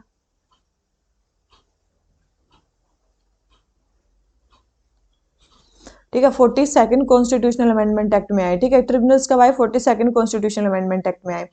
क्या बता रही थी मैं, सेकंड पढ़ लेते हैं। इसमें दो आर्टिकल्स होते हैं, 323A और 323A और 323B। 323A एडमिनिस्ट्रेटिव ट्रिब्यूनल से एसोसिएटेड है और 323B जो है अदर मैटर से रिलेटेड ट्रिब्यूनल से एसोसिएटेड है। तो बिल्कुल सही स्टेटमेंट है, दोनों ही स्टेटमेंट बिल्कुल सही दे रखी हैं। तो 323A में एडमिनिस्ट्रेटिव ट्रिब्यूनल्स को सेटअप करना है, 323B में हमें ट्रिब्यूनल्स जो अदर मैटर्स के लिए उनको सेटअप करना है। दोनों स्टेटमेंट सही दे रखे हैं। तो हमें बताने करेक्ट स्टेटमेंट, तो करेक्ट तो दोनों ही सही है, तो आंसर हमारा क्या हो जाता है, सी। ठीक है, अब क्या नाम लेते हैं, ये हो गया ट्रिब्यूनल्स के बारे में। ओरिजिनल देखो, मैंने बताया कि 42nd कॉन्स्टिट्यूशनल अमेंडमेंट एक्ट 1976 में किस पार्ट में आए, आप सभी को ये भी तो पता होना चाहिए, किस में आए, पार्ट 14A में। किस में आए, पार्ट 14A में। ठीक है, 42nd अमेंडमेंट एक्ट में आए, पार्ट 14A में इनको इंक्लूड किया गया 42nd अमेंडमेंट में के बाद। ठीक है, अब दो चीज है, मतलब अब इसमें क्या है, दो चीजें। सबसे पहले जो आर्टिकल 323A है और आर्टिकल 323B है। ठीक है, सबसे पहले आर्टिकल 323A, सबसे पहले इसमें क्या किया गया, पार्लियामेंट को पावर दी गई। सबसे पहले आर्टिकल 323A में किसको पावर देगी, ओनली पार्लियामेंट को पावर देगी कि वो क्या बना सकती है, एक सेंट्रल एडमिनिस्ट्रेटिव ट्रिब्यूनल बना सकती है, कुछ स्टेट एडमिनिस्ट्रेटिव ट्रिब्यूनल्स बना सकती है। बहुत इंपॉर्टेंट है, याद रखना। किसको पावर देगी, पार्लियामेंट को पावर देगी कि वो क्या बना सकती है, क्या बना सकती है, क्या नाम लेते हैं, सेंट्रल एडमिनिस्ट्रेटिव ट्रिब्यूनल्स बना सकती है। किसके लिए बना सकती है, आपको पता है, सेंटर के लिए, स्टेट्स के लिए, लोकल बॉडीज के लिए, पब्लिक ऑफिशियल्स के लिए, पब्लिक कॉर्पोरेशन के लिए, इन सब के लिए सेंट्रल एडमिनिस्ट्रेटिव ट्रिब्यूनल्स को वो सेटअप कर सकती है। ठीक है, तो इन्होंने क्या बनाया, तो फिर मतलब क्या हुआ, इन्होंने क्या बनाया, मतलब पार्लियामेंट ने कौन सा लॉ पास किया, एडमिनिस्ट्रेटिव ट्रिब्यूनल एक्ट 1985, याद रखना। तो इन्होंने कौन सा एक्ट पास किया, एक 1985 का एक्ट पास किया, एडमिनिस्ट्रेटिव ट्रिब्यूनल एक्ट 1985 पास किया, एडमिनिस्ट्रेटिव ट्रिब्यूनल एक्ट 1985 पास किया। ठीक है, इसमें क्या पावर देगी, इसमें पार्लियामेंट ने पावर दे दी किसको, सेंट्रल गवर्नमेंट को। देखो, कॉन्स्टिट्यूशन ने पावर किसको दी, पार्लियामेंट को। मतलब बेशक अमेंडमेंट से आया, लेकिन अमेंडमेंट से तो आ गया ना, इस एक्ट ने, मतलब जो भी ट्रिब्यूनल्स वाला एक्ट था 42nd कॉन्स्टिट्यूशन अमेंडमेंट एक्ट, उसने पावर दे दी पार्लियामेंट को कि वो central administrative tribunal, state administrative tribunal को सेटअप कर सकते हैं, सेंटर के लिए, स्टेट के लिए, पब्लिक ऑफिशियल्स के लिए, सब चीज़ों के लिए। फिर इन्होंने मतलब पार्लियामेंट ने एक लॉ पास किया, एडमिनिस्ट्रेटिव ट्रिब्यूनल एक्ट 1985, उसमें किसको पावर दे देगी, सेंट्रल गवर्नमेंट को पावर दे देगी कि वो सेटअप कर सकते हैं एक सेंट्रल एडमिनिस्ट्रेटिव ट्रिब्यूनल और कुछ स्टेट एडमिनिस्ट्रेटिव ट्रिब्यूनल। ठीक है, मतलब कुछ स्टेट एडमिनिस्ट्रेटिव ट्रिब्यूनल वो सेटअप कर सकते हैं। जो सेंट्रल एडमिनिस्ट्रेटिव ट्रिब्यूनल होगा, उसकी मेन ब्रांच और फिर अदर ब्रांच, मतलब वो उस पर डिपेंड होगा कि सेंट्रल गवर्नमेंट कितना चाहती है, कितने टाइप के केसेस वहाँ पे आते हैं। और मेनली जो ये सेंट्रल एडमिनिस्ट्रेटिव ट्रिब्यूनल बनेंगे, ये किसके लिए, ओनली सिविल केसेस के लिए, ओनली सिविल पर्सनल्स के लिए बनेंगे। याद रखना, किस किस के लिए नहीं होंगे, तो सेंट्रल एडमिनिस्ट्रेटिव ट्रिब्यूनल किसके लिए नहीं होता है, बहुत इंपॉर्टेंट, ये बहुत चीज इंपॉर्टेंट होती है, किसके लिए नहीं बनता है, आप सभी को बताना चाहिए। डिफेंस के जो ऑफिशियल्स हैं उनके लिए बिल्कुल भी नहीं बनता, डिफेंस फोर्सेस के लिए नहीं, डिफेंस ऑफिसर्स के लिए नहीं, नहीं बनता इनके लिए। ठीक है, ध्यान रखना, डिफेंस ना ऑफिसर्स के लिए ना उसके लिए। सुप्रीम कोर्ट के सर्वेंट्स के लिए भी नहीं होता, याद रखना, सुप्रीम कोर्ट के सर्वेंट्स के लिए भी नहीं होता, और पार्लियामेंट के जो सेक्रेटरीट है उसके लिए भी नहीं होता, पार्लियामेंट का जो स्टाफ है उसके लिए भी नहीं होता। तो ये चार चीजों के लिए नहीं होता, डिफेंस ऑफिसर्स एंड डिफेंस जो भी हमारा क्या है, ये फोर्सेस। ठीक है, defence forces, defence officers, supreme court के सर्वेंट्स और पार्लियामेंट का स्टाफ, इनके लिए सेंट्रल एडमिनिस्ट्रेटिव ट्रिब्यूनल नहीं बनता है, ओनली सिविल केसेस के लिए बनता है। मैंने आपको बता दिया वो सेंट्रल एडमिनिस्ट्रेटिव ट्रिब्यूनल। ठीक है, मेरे ख्याल से समझ में आ गया।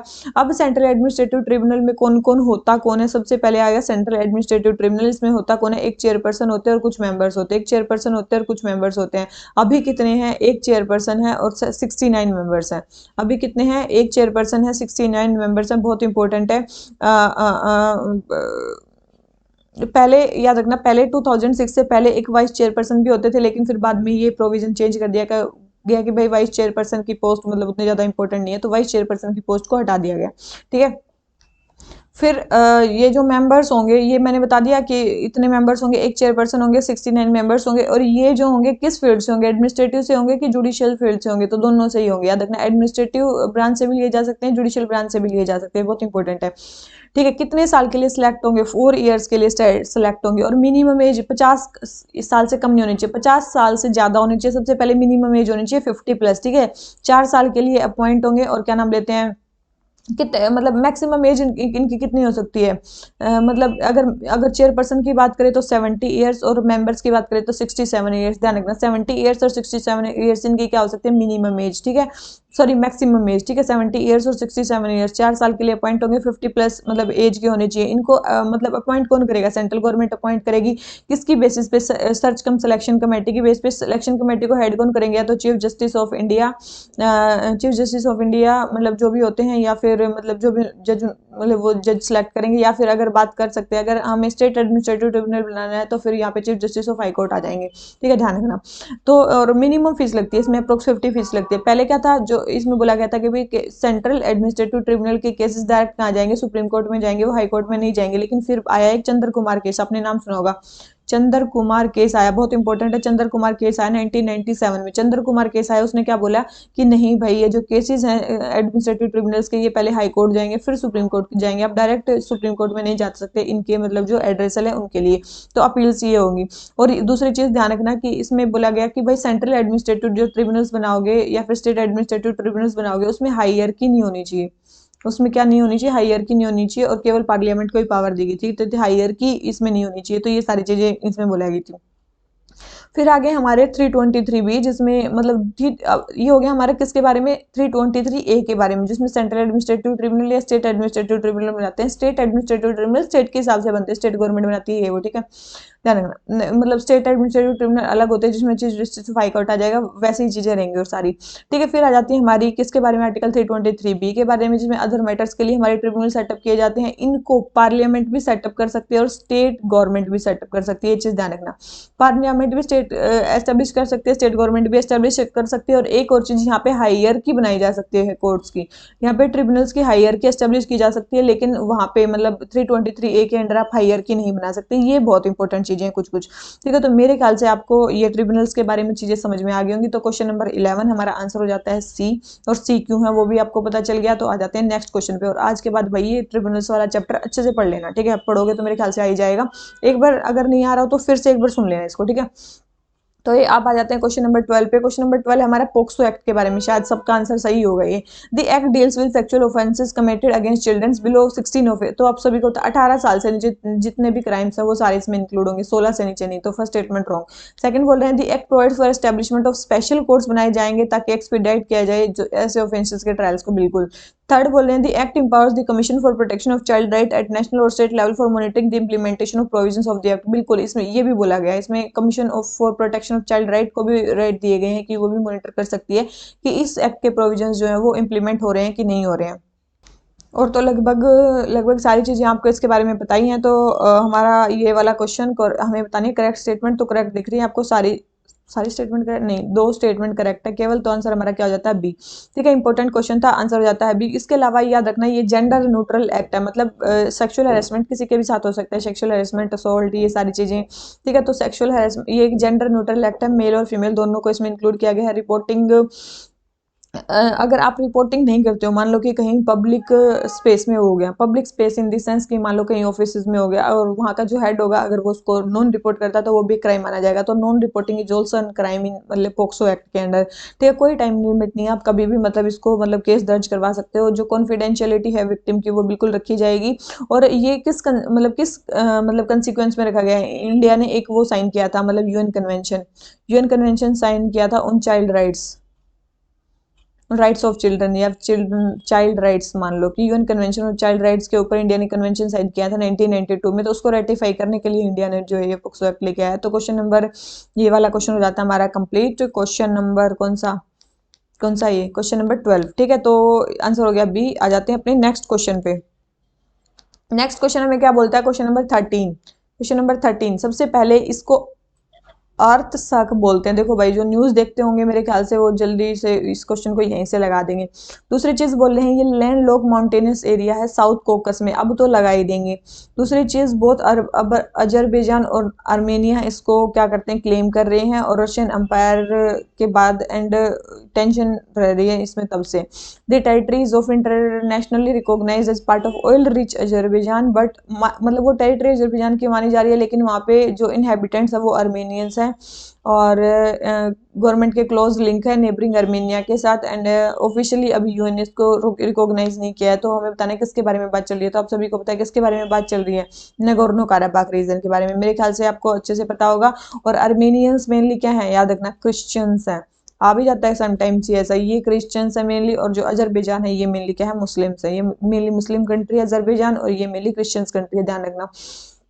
इसमें से कौन सा जो है वो सीएसटीओ में इंक्लूडेड है, जल्दी बताओ, इन दो कंट्रीज में से सीएसटीओ का पार्ट कौन है, बहुत इंपॉर्टेंट है, जल्दी मेरे को बताना। और सीएसटीओ में कितने मेंबर कंट्री है, मैं ये क्वेश्चन करवा चुकी हूँ सीएसटीओ वाला, इसलिए मैं आपसे पूछ रही हूँ इनमें से कौन सी कंट्री सीएसटीओ का पार्ट है, और टोटल मेंबर कितने हैं सीएसटीओ में, और सीएसटीओ के हेडक्वार्टर्स कहाँ पे हैं। जिस दिन मैंने बताया था उस दिन मैंने हेडक्वार्टर्स नहीं बताए थे, अब मैं बता रही हूँ मॉस्को में है, ठीक है, चलो मान लो रशिया में उसके हेडक्वार्टर्स, तो ये जल्दी बताओ जो मैं पूछ रही हूँ आपको ना। तो ये क्वेश्चन नंबर 13 हमारा आंसर क्या हो गया, डी। आ जाते हैं अपने नेक्स्ट क्वेश्चन पे, ठीक है। नेक्स्ट क्वेश्चन में क्या बताना है, in relation to how many of the following matters can the parliament and state legislature establish tribunals under article 323 B. देखो अभी हमने ट्रिब्यूनल्स के बारे में पढ़ा, तो बोल रहे हैं आर्टिकल 323 बी के अंडर जो पार्लियामेंट और स्टेट लेजिस्लेचर है वो ट्रिब्यूनल्स किस किस के अकॉर्डिंग जो है वो सेटअप कर सकते हैं, जल्दी बताओ। तो आपको बताना चाहिए भाई, industrial labour, land reform, selection to parliament and state legislature, taxation, और भी बहुत सारे हैं, जैसे कि अर्बन प्रॉपर्टी में मतलब अगर हमें सीलिंग करनी है, या फिर रेंट, टेनेंसी, फूड स्टफ, बहुत सारी चीज़ों में मतलब वो एस्टेब्लिश कर सकते हैं, अदर मैटर्स के लिए यही है। तो क्वेश्चन नंबर 14 हमारा आंसर क्या हो जाता है, सी, ठीक है, क्योंकि सारे इंक्लूडेड है, तो आंसर हो जाता है सी। आ जाते हैं अपने नेक्स्ट क्वेश्चन पे। नेक्स्ट क्वेश्चन में क्या बोलता है, नेक्स्ट क्वेश्चन हमारा इंटर स्टेट काउंसिल के बारे में, बहुत इंपॉर्टेंट क्वेश्चन है, जल्दी बताओ भाई, इंटर स्टेट काउंसिल बहुत बार पढ़ी होगी। तो उससे पहले बोल रहे हैं कि ये as a permanent body establish की थी through the amendment in the constitution, constitution में अमेंडमेंट करके ऐसा किया गया था, जल्दी बताओ क्या कॉन्स्टिट्यूशन में अमेंडमेंट करके ऐसा किया गया था, कि कैसे किया गया था, जल्दी बताओ, जल्दी बताओ।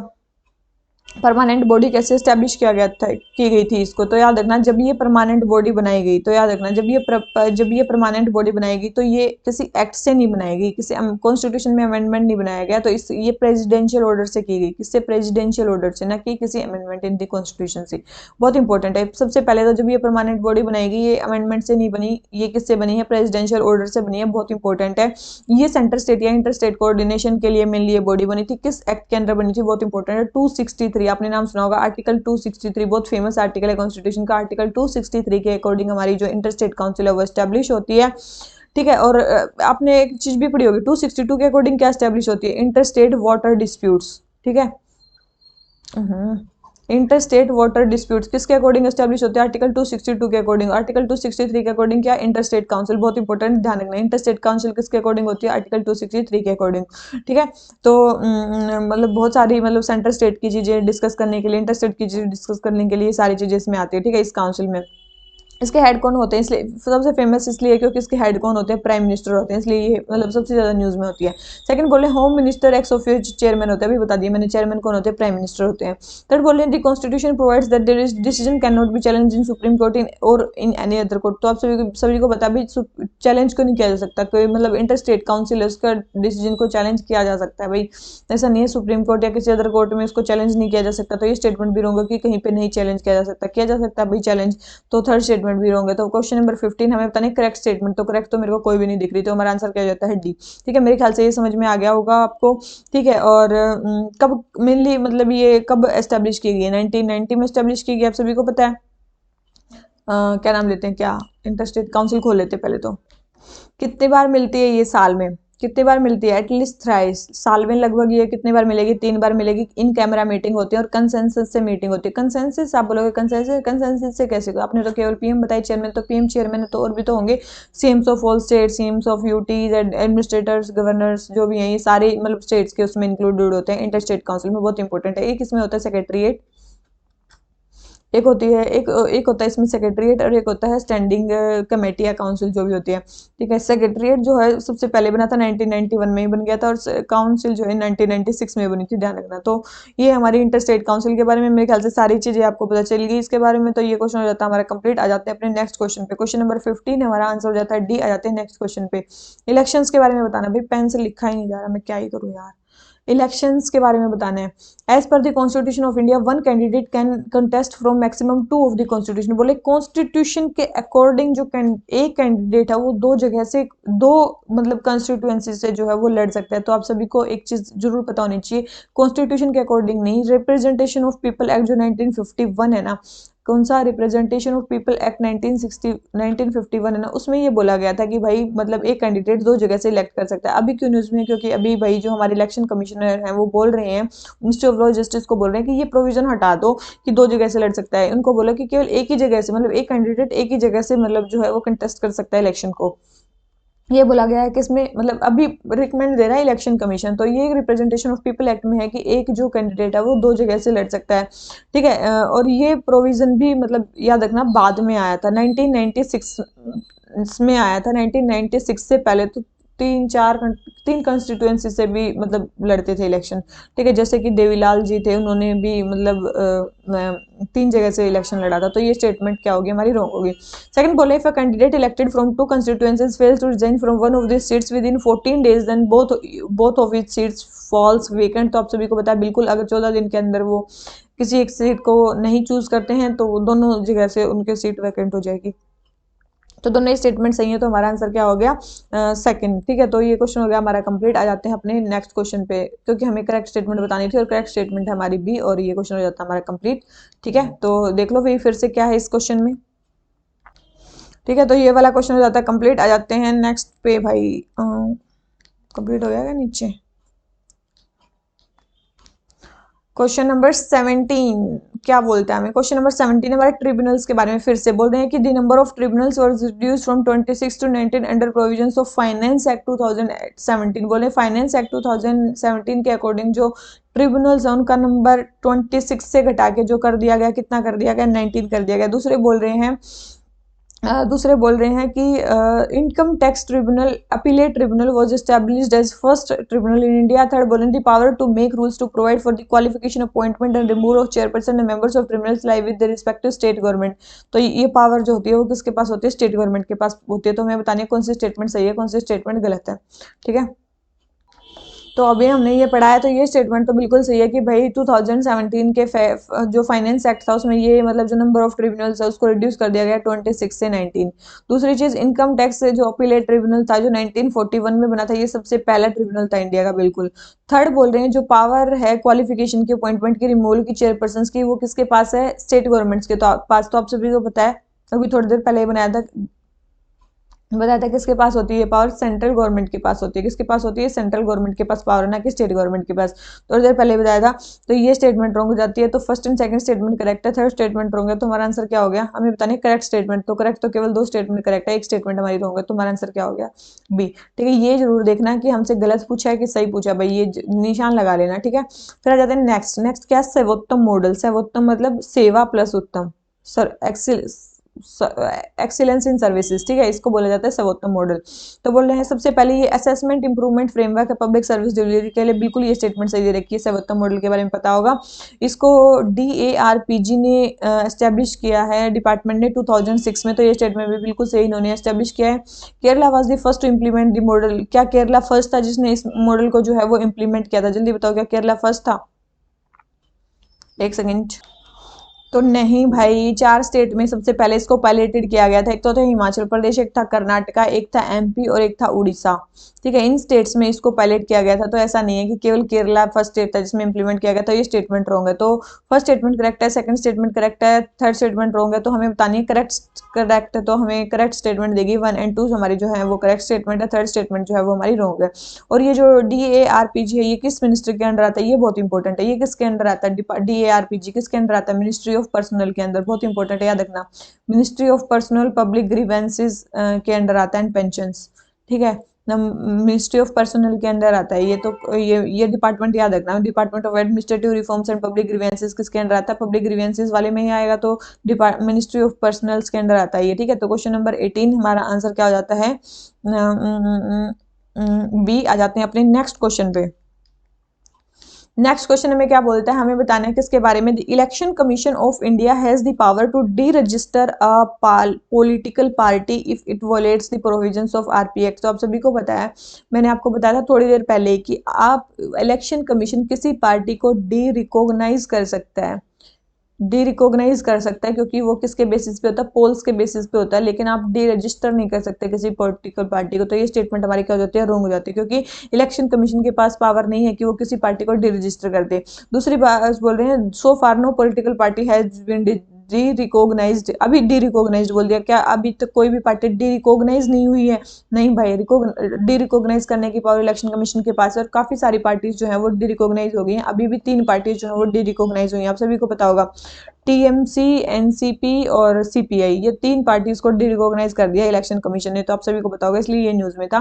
तो डी रिकॉग्नाइज और रजिस्टर दो चीज अलग चीज होती है, रिकॉग्नाइज और रजिस्टर, ठीक है। मतलब इलेक्शन कमीशन रजिस्टर भी करता है, रिकॉग्नाइज भी करता है, क्या डी रजिस्टर कर सकता है, डी रजिस्टर नहीं कर सकता, जो इलेक्शन कमीशन है डी रिकॉग्नाइज कर सकता है, यस डी रिकॉग्नाइज कर सकता है, ध्यान रखना इस चीज को। तो क्वेश्चन नंबर 19 हमें बतानी है करेक्ट स्टेटमेंट, तो करेक्ट तो एक भी नहीं है, तो हमारा आंसर क्या हो जाता है, डी, क्योंकि बतानी है करेक्ट से बतानी थी, करेक्ट एक भी नहीं है, ठीक है। तो ये वाला क्वेश्चन हो जाता है हमारा कंप्लीट। आ जाते हैं अपने नेक्स्ट क्वेश्चन पे। नेक्स्ट क्वेश्चन में क्या बोलता है, नेक्स्ट क्वेश्चन हमारा ईडी के बारे में। सबसे पहले बोले ईडी जो है बहुत इंपॉर्टेंट रोल प्ले करता है इन्वेस्टिगेशन मनी लॉन्ड्रिंग के केसेस में, और किस एक्ट के अकॉर्डिंग ये काम करता है, जल्दी बताओ। PMLA, conservation of foreign exchange and prevention of smuggling activities act, fugitive economic offender act और फेमा, किस किस के अंदर काम करता है, तो याद रखना पीएमएलए इसके अंदर भी करता है, इसके अंदर भी करता है, इसके अंदर भी करता है, इन सारे एक्ट्स के अंदर जो है वो ईडी काम करता है, ध्यान रखना इन सारे एक्ट्स के अंदर काम करता है। और ईडी किसके अंडर, किस मिनिस्ट्री के अंडर है, ये बहुत इंपॉर्टेंट है, किसके अंडर है, मिनिस्ट्री ऑफ फाइनेंस के अंडर है, बहुत इंपॉर्टेंट है, याद रखना किस मिनिस्ट्री के अंडर है, मिनिस्ट्री ऑफ फाइनेंस के अंडर है। कब बनी थी, 1957 में बनी थी। मतलब ईडी को पहले कुछ अलग नाम से थे, फिर ईडी को इसको रीनेम कर दिया था। मद्रास में भी इसकी एक ब्रांच है, बहुत इंपॉर्टेंट है, ध्यान रखना। ईडी 1957 में बनी थी। डिपार्टमेंट कौन सा, मिनिस्ट्री ऑफ फाइनेंस में भी रिवेन्यू डिपार्टमेंट, ध्यान रखना कौन सा डिपार्टमेंट, रिवेन्यू डिपार्टमेंट, ठीक है। इसके हेडक्वार्टर कहाँ पे होंगे, जहां सबके हैं मतलब लगभग, दिल्ली में। इसके हेडक्वार्टर कहाँ पे है, दिल्ली में। कलकत्ता और बॉम्बे में भी इसकी ब्रांचेज हैं, मैंने क्या बताया, कलकत्ता और बॉम्बे में भी इसकी ब्रांचेज है। 1957 में जब इसका नाम चेंज किया गया, तो यहाँ पे मद्रास में भी इसकी एक ब्रांच बना देगी, ठीक है। मैंने बताया ना मद्रास में भी एक ब्रांच है, तो 1957 में बनाएगी वो। तो इसमें काफी सारी ब्रांचेज हैं, ईडी की बता दी मैंने। 2021 में ऑर्डिनेंस आया था कि मतलब पहले इनके जो डायरेक्टर होते हैं, जो भी इनके हेड होते हैं, उनका टाइम पीरियड होता है 2 ईयर्स का, तो उसको 5 साल तक एक्सटेंड करने के लिए कि 3 एनुअल एक्सटेंशन को दिए जा सकते हैं, उसके लिए मतलब इनका एक 2021 में अमेंडमेंट आया था, इसलिए ईडी न्यूज में था। तो ये क्या क्या कर सकते हैं ये मैंने आपको बता दिया। तो क्वेश्चन नंबर 20 हमारा आंसर हो गया डी। आ जाते हैं क्वेश्चन नंबर 21 पे। हमें बताना है पुलिस रिफॉर्म्स किस कौन कौन से ऐसे एसोसिएटेड है, मतलब पुलिस रिफॉर्म्स के बारे में कहाँ कहाँ बात की गई है। अगर आप इसमें से एक भी निकाल दो ना, तो फिर मैं आपको मान जाऊं, ठीक है। इसमें से केवल 3 में बात की गई है, ठीक है। पुलिस रिफॉर्म्स के बारे में केवल 3 में बात की गई है, कहाँ बात नहीं की गई होगी, जल्दी बताओ। आपने एक कमीशन तो मेरे ख्याल से स्पेक्ट्रम में पढ़ा होगा, फेमाइन कमीशन। फेमाइन के लिए कमीशन बैठा, स्ट्रेचे कमीशन, बहुत इंपॉर्टेंट था, ठीक है, ध्यान रखना।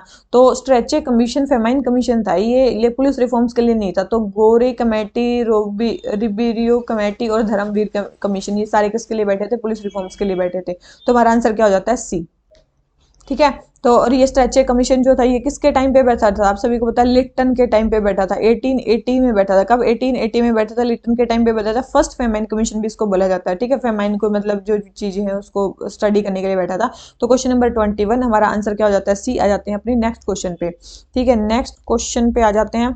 नेक्स्ट क्वेश्चन हमारा क्या बोलते हैं, नेक्स्ट क्वेश्चन हमारा किसके बारे में, SC/ST के बारे में, ठीक है। एक सेकेंड गाइज, एक सेकेंड।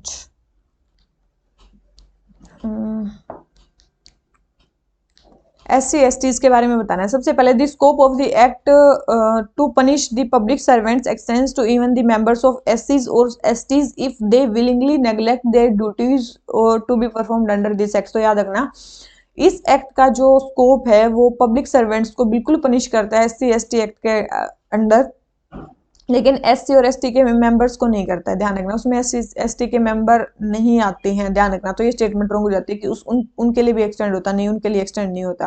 सेकंड बोले the act has provisions for the establishment of special court for the speedy trial of offences, बिल्कुल स्पेशल कोर्ट एस्टेब्लिश किए जा सकते हैं। थर्ड बोले the act has provision related to providing relief and rehabilitation of victim, ये भी हो सकता है। तो हमें बताने करेक्ट स्टेटमेंट, तो केवल दो स्टेटमेंट करेक्ट है, एक स्टेटमेंट हमारी रॉन्ग है, तो हमारा आंसर क्या हो जाता है बी। और मेरे ख्याल से मैंने बता दिया भाई क्यों इसका आंसर बी है, तो एससी एसटी एक्ट इंपॉर्टेंट था, तो ये हो जाता है हमारा क्वेश्चन कंप्लीट। आ जाते हैं अपने नेक्स्ट क्वेश्चन पे। इलेक्टोरल बॉन्ड, भाई बहुत बार ये क्वेश्चन कितने साल से आ रहा है। सबसे पहले electoral bonds can be given to any registered political party, किसी भी रजिस्टर्ड पॉलिटिकल पार्टी को जो है वो इलेक्टोरल जो बॉन्ड्स है वो प्रोवाइड किए जा सकते हैं। तो जल्दी बताओ क्या किए जा सकते हैं कि नहीं किए जा सकते हैं, जल्दी बताओ।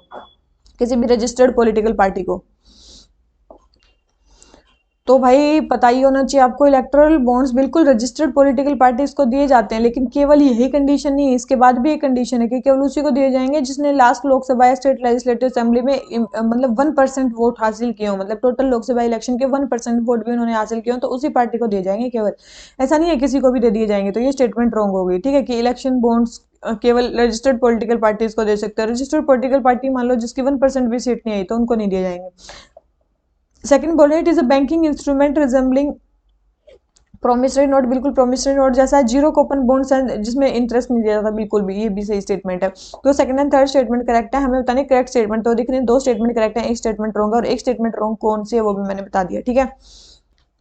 फेमस क्यों है, क्योंकि भाई जो देने वाले हैं उसकी जो आइडेंटिटी, आप कितने भी पैसे दे सकते हो और देने वाले की आइडेंटिटी को कॉन्फिडेंशियल रखा जाएगा, ठीक है, कॉन्फिडेंशियल रखा जाएगा, ये सारी चीजें हैं। तो क्वेश्चन नंबर 23 आंसर हो जाता है बी। आ जाते हैं अपने नेक्स्ट क्वेश्चन पे।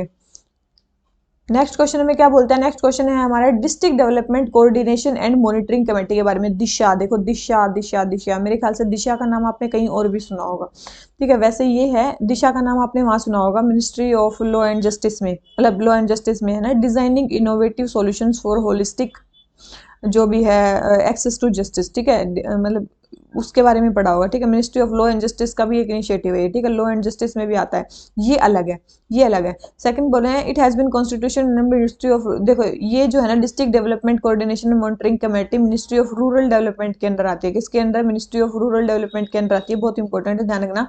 इसका एम है कि जितने भी पब्लिक फंड्स हैं उसको ऑप्टिमाइज करना, सिनर्जी प्रोवाइड करना, कन्वर्जेंस प्रोवाइड करना डिफरेंट लेवल ऑफ गवर्नेंस में, और रिव्यू करना जो इंट्रा स्टेट डिस्पैरिटी है, ग्रेटर टाइम बाउंड इम्पैक्ट से, ये इसके ऑब्जेक्टिव बता दिए। थर्ड बोल रहे हैं इसके जो चेयरमैन है वो एमपी होंगे जो डिस्ट्रिक्ट से इलेक्टेड होंगे, और नोडल मिनिस्ट्री उसको नॉमिनेट करेगी, ये स्टेटमेंट भी बिल्कुल सही है। तो दोनों स्टेटमेंट सही हैं, तो हमें बताने करेक्ट स्टेटमेंट, तो करेक्ट स्टेटमेंट कौन सी है, सेकंड एंड थर्ड स्टेटमेंट हमारी करेक्ट है, और फर्स्ट स्टेटमेंट हमारी रॉन्ग है। क्यों है रॉन्ग वो भी मैंने बता दी, रूरल डेवलपमेंट के अंदर आती है। तो दिशा दो टाइप की स्कीम है, ये मैंने बताई, एक तो ministry of law and justice के अकॉर्डिंग है, जिसका मतलब जो फुल फॉर्म है वो क्या है, designing innovative solution for holistic access of justice, ठीक है, ध्यान रखना। तो ये है, और एक एक दिशा का मतलब ये है। तो दिशा अब आपको देखना है कि भाई पूछा क्या गया है, ठीक है, तो वो लगा देना।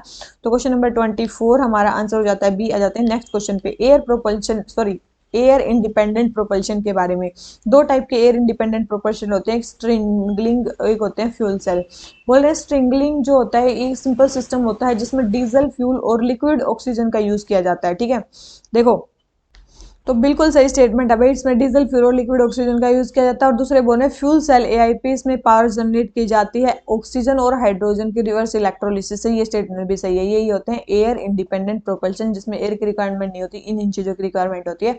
तो क्वेश्चन नंबर 25 हमारा करेक्ट आंसर बताना है, करेक्ट दोनों ही स्टेटमेंट सही है, तो हमारा आंसर क्या हो जाता है सी, इंपॉर्टेंट है, ठीक है। इससे पहले मतलब ये एयर इंडिपेंडेंट प्रोपल्शन से पहले और भी बहुत सारे बनते थे, जैसे कन्वेंशनल डीजल इलेक्ट्रिक सबमरीन्स भी बनती थी, मतलब ठीक है, मतलब डीजल वाली भी बनती थी, वो अलग है। तो क्वेश्चन नंबर 25 ही हो जाता है हमारा क्वेश्चन कंप्लीट। आ जाते हैं अपने नेक्स्ट क्वेश्चन पे। नेक्स्ट क्वेश्चन हमें क्या बोलता है, क्वेश्चन नंबर 26 हमारा किसके बारे में, टाइटन के बारे में। टाइटन, टाइटन का नाम भी दे दिया इन्होंने, टाइटन का पहले बता दिया कि टाइटन किसके बारे में बात चल रही है, एक सबमर्सिबल जो ओशन गेट ने ऑपरेट किया उसके बारे में बात चल रही है। बोले कि it is only crude submersible in the world that can take 5 people as deep as 4000 metre. तो स्टेटमेंट क्या है, बिल्कुल सही है, केवल यही है वर्ल्ड में जो 5 लोगों को ले जा सकता है 4000 मीटर की डेप्थ तक। It is guided by using the GPS navigation system, कोई नेविगेशन सिस्टम नहीं, अगर ऐसा सिस्टम होता तो जो टाइटन फट गया अंदर जाके, फट गया, फटा अंदर नहीं, एक्सप्लोजन नहीं हुआ उसको, क्या हुआ, इम्प्लोजन, ये भी इंपॉर्टेंट है, ध्यान रखना है। एक्सप्लोजन नहीं हुआ, उसका क्या हुआ, इम्प्लोजन, अंदर की तरफ चक गया पूरा, ठीक है। तो जीपीएस तो उसमें बिल्कुल नहीं होता, तो सेकंड स्टेटमेंट रॉन्ग है, फर्स्ट स्टेटमेंट करेक्ट है। हमें बताने करेक्ट स्टेटमेंट, तो करेक्ट दिख रही है आपको, केवल एक स्टेटमेंट करेक्ट है, तो हमारा आंसर क्या हो जाता है, ये बहुत इंपॉर्टेंट है ये टाइटन के बारे में, ठीक है। देखो इसमें भी ये क्या थी, सबमर्सिबल थी, सबमरीन नहीं थी। कई बार आ जाता है सबमरीन लिखा हुआ, अरे यार ये पेन क्यों नहीं चल पा रहा है।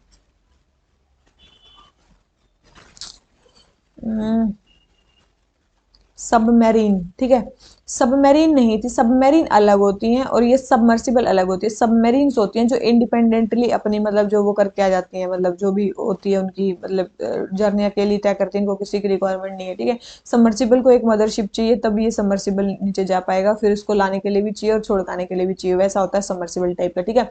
तो ये ओशन गेट ने वो किया है, तो ये बिल्कुल सही स्टेटमेंट है। वो हो गया था, तो मतलब जब ये फटा तो इससे कुछ सारे बहुत सारी चीजें सीखने को भी मिली। ये बना किससे होता है, याद रखना, टाइटेनियम से बना हुआ था, बहुत इंपॉर्टेंट है। टाइटेनियम से बना हुआ था, आपने पढ़ा होगा। टाइटेनियम और कार्बन से बना हुआ था, और टाइटेनियम से जब बना हुआ था तो अब की बार पेपर में पता है देखो कैसी चीजें आई, टाइटेनियम के हमसे पूछे गए कि इल्यूमिनाइट और रूटाइल, ये किसके वो हैं, मतलब वो हैं, मतलब इस इसमें से कौन सा मतलब इन मिनरल्स में से कौन सा मेटल निकलता है, तो अब वो निकल रहा था कौन सा, टाइटेनियम के थे ये, ठीक है, टाइटेनियम के थे। तो ये देखो यहाँ से पूछा गया, तो टाइटेनियम, टाइटेनियम के मतलब कहाँ से निकलता है, कौन से मतलब उससे निकलता है, तो इल्यूमिनाइट और रूटाइल जो फॉसिल्स है उनसे निकलता है, ठीक है, ध्यान रखना। तो ये उसके थे, इस टाइप से क्वेश्चन पूछे जा सकते हैं भाई, ठीक है। ऐसे ही मतलब कोई सबमर्सिबल हम भी बना रहे हैं क्या, बिल्कुल, आपने नाम सुना होगा मत्स्या 6000, हम भी सोच रहे हैं कि हम भी 6000 फीट नीचे तक 3 लोगों को पहुंचाएंगे, ठीक है। हम भी मतलब इंडिजिनस बना रहे हैं, डीप सी डाइव सबमर्सिबल बना रहे हैं। बना कौन रहा है, NIOT, national institute of ocean technology, ये बना रहा है, ताकि हम 6000 मीटर तक जाएं, 3 इंडियन नेविगेटर्स को लेके जाएं वहां तक, और हम किसको, ओशन के मतलब रिसर्च करने के लिए जा रहे हैं, पॉलीमेटालिक नोड्यूल्स या जो भी है उनको स्टडी करने के लिए जा रहे हैं, ठीक है। और वहां पे मतलब, और ये हमारा भी किससे बना हुआ है, मेनली टाइटेनियम से ही बना हुआ है, ठीक है। और टाइटेनियम के मैंने बता दिया, अभी 2023 में भी क्वेश्चन आया था, तो ध्यान रखना इसको। तो क्वेश्चन नंबर 26 हमारा आंसर क्या हो जाता है, ए टाइटेनियम के। एक और चीज ध्यान रखना, हाँ, टाइटन से मेरे को एक चीज याद आई, टाइटन, टाइटन सैटर्न के सन को भी बोला जाता है, बहुत इंपॉर्टेंट है। सैटर्न का सन, मतलब सॉरी सन बोल रही हूँ, सैटर्न का मून, सन क्या बोल रही हूँ मैं, सैटर्न के मून को भी, एक सैटर्न के मून को भी टाइटन बोला जाता है, वो काफी इंपॉर्टेंट है, उसको भी टाइटन बोलते हैं, टाइटन बोलते हैं। और एक नासा का आपने सुना होगा ड्रैगन फ्लाई मिशन, वो इसी पे जा रहा है, इसी को स्टडी करने जा रहा है, ड्रैगन फ्लाई मिशन, मतलब सैटर्न का एक मून है टाइटन, उसको स्टडी करने की जा रहा है ड्रैगन फ्लाई मिशन। ये ड्रैगन फ्लाई मिशन किसका है, नासा का, याद रखना, ये किसका, नासा का। तो टाइटन दो हैं, एक टाइटन जो अभी फट गया, और एक टाइटन जो क्या नाम लेते हैं, ड्रैगन फ्लाई मिशन के अंडर है, जो सैटर्न का मून है जहाँ पे ये स्टडी करने जा रहे हैं। क्या पहुंच गए, चल दिया गया यहाँ से, नहीं भाई, 2027 में लॉन्च होगा, और 2034 में मतलब वहां पे जाके पहुंचेगा, ठीक है। ऐसा कुछ है कि ड्रैगन फ्लाई मिशन सैटर्न के मून टाइटन को स्टडी करने जाएगा, अब इस पर रिसर्च चल रही है, तो ये है टाइटन के बारे में, मैंने बता दिया है मोस्टली चीजें। तो क्वेश्चन नंबर 26 हमारा आंसर हो जाता है ए। आ जाते हैं नेक्स्ट क्वेश्चन पे। अब जाके आपको क्या देखना है, ड्रैगन फ्लाई मिशन क्या है, टाइटन क्या है, ये मत्स्य 6000 क्या है, ओशन गेट को इतनी जरूरत नहीं है कुछ, ये देख लेना। तो क्वेश्चन नंबर 26 हमारा आंसर हो जाता है जो भी है ए। आ जाते हैं नेक्स्ट क्वेश्चन पे। नेक्स्ट क्वेश्चन है डार्क विंसी ग्लो फिनोमिना क्या होता है, डार्क विंसी ग्लो फिनोमिना बहुत इंपॉर्टेंट फिनोमिना है। सबसे पहले ये phenomena that can happen around sunset when a crescent moon is on the horizon, तो बिल्कुल सही स्टेटमेंट है, जब एक क्रीसेंट मून होराइजन पे दिखता है तो उसको बोलते हैं डा Vinci glow phenomena. It is a phenomena the outline of the full moon is not visible. देखो हमें क्या दिखता है, ये ऐसे होता है ना मून, ये मान लो मून है, हमें दिखेगा कितना, बस इतना, ये बहुत ही ज्यादा ऐसे बिल्कुल हल्का हल्का सा दिखता है, उसको बोलते हैं डा विंसी ग्लो, ठीक है। तो ऐसे बोल रहे हैं कि फुल मून इज नॉट, नहीं, फुल मून विजिबल होता है, लेकिन मतलब उसकी केवल बाउंड्री हमें दिखती है, बिल्कुल धुंधला धुंधला दिखता है। और ये जो मतलब दिखता है हमें, ये किसके कारण दिखता है, अर्थ के रिफ्लेक्शन के कारण, बहुत इंपॉर्टेंट है। ये भी बोल सकते हैं कि ये किसके कारण दिखता है, सन के कारण कि अर्थ के कारण, तो याद रखना ये सन के कारण नहीं दिखता, अर्थ के रिफ्लेक्शन के कारण दिखता है। अर्थ का रिफ्लेक्शन मून पे जाता है, जिसके कारण हमें ये पार्ट वाला पार्ट भी दिखाई देता है, मतलब बिल्कुल ब्राइट ये वाला दिखेगा, लेकिन ये भी कुछ पार्ट दिखाई देगा, ठीक है। एक मिनट रुको। तो भैया आपको देखो ये सारे जो पिक्चर्स हैं ये दिख रही होंगी, ये सारे डा विंसी ग्लो हैं, ठीक है। मेरे ख्याल से आपको समझ में आ गया। एक छोटा सा पोर्शन आपको बहुत ज्यादा ब्राइट दिखता है और एक थोड़ा सा धुंधला दिखता है, उसको बोलते हैं डा विंची ग्लो। जिन्होंने इसका सर्च किया था उसी साइंटिस्ट के ऊपर इसका नाम रख दिया। ठीक है, और ये किसके रिफ्लेक्शन के कारण होता है? अर्थ का रिफ्लेक्शन मून पे जाता है, ठीक है, उसके कारण ही होता है, ध्यान रखना इसको। तो ये हमारा डा विंची ग्लो। ठीक है, तो ये वाला क्वेश्चन हो जाता है हमारा complete. Question number 27, first statement correct है, सेकंड स्टेटमेंट इनकरेक्ट है। तो हमें बतानी करेक्ट स्टेटमेंट, तो फर्स्ट स्टेटमेंट करेक्ट है, सेकंड स्टेटमेंट इनकरेक्ट है। तो हमारा आंसर क्या हो गया? ए, क्योंकि हमें बतानी थी करेक्ट स्टेटमेंट, तो आंसर हो जाता है ए। आ जाते हैं अपने नेक्स्ट क्वेश्चन पे। ठीक है, नेक्स्ट क्वेश्चन हमें क्या बोलता है? हाँ, ठीक है, नेक्स्ट क्वेश्चन में क्या बोलता है? नेक्स्ट क्वेश्चन है हमारा किसके बारे में? हैमिस मोनेस्ट्री के बारे में। ठीक है, अभी जो भी क्या नाम लेते हैं, G20 के डेलीगेट्स थे वो वहां पे घूमने गए थे, हैमिस और एक भी थी थिक्से मोनेस्ट्री। कौन सी थी? थिक्से मोनेस्ट्री, वहां पे घूमने गए थे। तो हेमिस मोनेस्ट्री कहाँ पे? लद्दाख में है, जो western bank of Indus river पे सिचुएटेड है। बिल्कुल सही स्टेटमेंट है। हीनयान बुद्धिज्म से एसोसिएटेड है, याद रखना ये किससे? महायान बुद्धिज्म से एसोसिएटेड है, बहुत इंपॉर्टेंट है, ध्यान रखना। तो ये गलत स्टेटमेंट दे रखी है। तीसरी बोले यहाँ पे हेमिस फेस्टिवल मनाया जाता है पद्म संभवा जो थे उनके ऑनर में। बिल्कुल सही स्टेटमेंट है, इसीलिए बहुत ज्यादा फेमस है। तो सेकंड स्टेटमेंट रॉन्ग है, first and third statement correct है। हमें बताने करेक्ट स्टेटमेंट तो दिख रही होगी, first and third statement correct है। तो हमारा आंसर क्या हो जाता है? सी। काफी इंपॉर्टेंट है ये मोनेस्ट्री, महायान बुद्धिज्म से एसोसिएटेड है, इंडस रिवर, ये वो मैंने बता दिया बस। तो ये क्वेश्चन हो जाता है कंप्लीट। आ जाते हैं अपने नेक्स्ट क्वेश्चन पे। ठीक है, और ये भी कहाँ पे? लद्दाख में है, दूसरे वाले भी वहीं पे सारे जने जो थे वो घूमने गए थे। ठीक है, तो ये बार बार जो स्क्रीन चेंज करनी पड़ती है ना, भूल ही जाते हैं। पता नहीं मैं भूल गई होंगी कि नहीं। बोले कि प्रकाश सिंह जजमेंट, पहले भी अगर आपने पहले की टेस्ट सीरीज की होगी उसमें पता होगा, पुलिस रिफॉर्म्स के लिए बैठी थी, प्रकाश सिंह जजमेंट आई थी। उसने क्या क्या बोला था, क्या क्या कंस्टिट्यूट करने के लिए बोला था? उन्होंने बोला था कि एक स्टेट सिक्योरिटी कमीशन को कंस्टिट्यूट करना चाहिए, जो मतलब पुलिस ऑफिसर्स हैं उनका मेनली 2 इयर्स टेन्योर होना चाहिए, पुलिस एस्टेब्लिशमेंट बोर्ड को स्टेट लेवल पे एस्टेब्लिश करना चाहिए, और पुलिस कंप्लेंट अथॉरिटी को भी कंस्टिट्यूट करना चाहिए स्टेट लेवल पे और डिस्ट्रिक्ट लेवल पे। तो सारे स्टेटमेंट उन्होंने बोली थी, ध्यान रखना। तो ये प्रकाश सिंह ने सारी चीजें बोली थी। ठीक है, पुलिस रिफॉर्म्स के लिए आया था। तो आज भी 3 चीजें पुलिस रिफॉर्म्स के लिए हमने पढ़ी थी, ध्यान रखना उनको। तो क्वेश्चन नंबर 29 आंसर हो जाता है डी। आ जाते हैं क्वेश्चन नंबर 30 पे। हमें बताना है during the general elections in India candidate who secures the highest number of votes in that constituency is declared elected. बोले कि जनरल इलेक्शंस में क्या होता है, जो जिसके सबसे ज्यादा वोट होते हैं कॉन्स्टिट्यूएंसीज में, उसी को मतलब जीता हुआ मान लिया जाता है। बिल्कुल भाई, first pass the post system, बिल्कुल यहाँ पे first pass the post system follow किया जाता है, क्योंकि और उसमें जिसकी भी सबसे ज्यादा वोट होंगे उसी को मतलब जीता हुआ मान लिया जाता है। ऐसा नहीं है कि मतलब कोई ऐसा है कि भाई मिनिमम नंबर ऑफ वोट्स तो आपको पढ़नी चाहिए, ऐसा कुछ नहीं है भाई, जिसके पास सबसे ज्यादा वोट वही जीत जाएगा।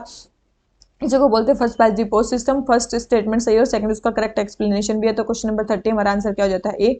ठीक है, मेरे ख्याल से आपको भी समझ में आ गया। क्वेश्चन नंबर 30 आंसर हो जाता है ए। ठीक है, आ जाते हैं अपने next question. Sorry sorry sorry, next question कौन सा है? Question number 31। क्वेश्चन नंबर 31 क्या? ग्लोबल स्लेवरी इंडेक्स किसका है? जल्दी बताओ भाई, ग्लोबल स्लेवरी इंडेक्स किसका है? तो ग्लोबल स्लेवरी इंडेक्स किसका है भाई? जल्दी बताओ, ये किसका है? वॉक फ्री फाउंडेशन का है। किसका है? वो walk free foundation Australia based foundation है, और इसमें इंडिया किस में आया है?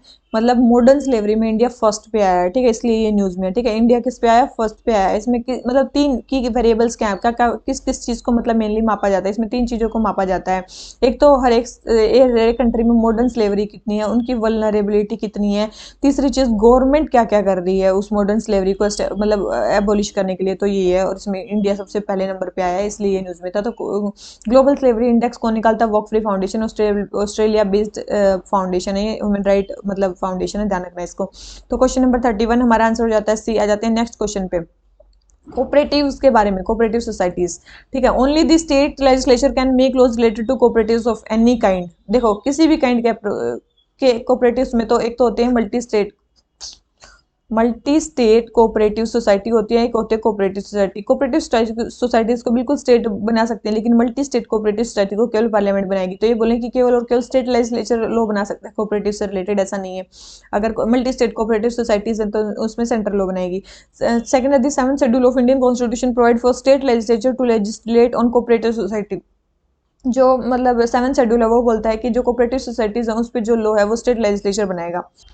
तो ये स्टेटमेंट हमें सही दी गई है कि भाई ये बोला गया है कि भाई 7 शेड्यूल में ये बोला गया है कि कोऑपरेटिव से रिलेटेड जो भी लॉ है वो स्टेट लेजिस्लेचर बनाएगा, लेकिन अगर मल्टी स्टेट से, स्टेट्स के बाहर जुरिडिक्शन, तो उसमें कौन बनाएगी? पार्लियामेंट बनाएगी, ध्यान रखना।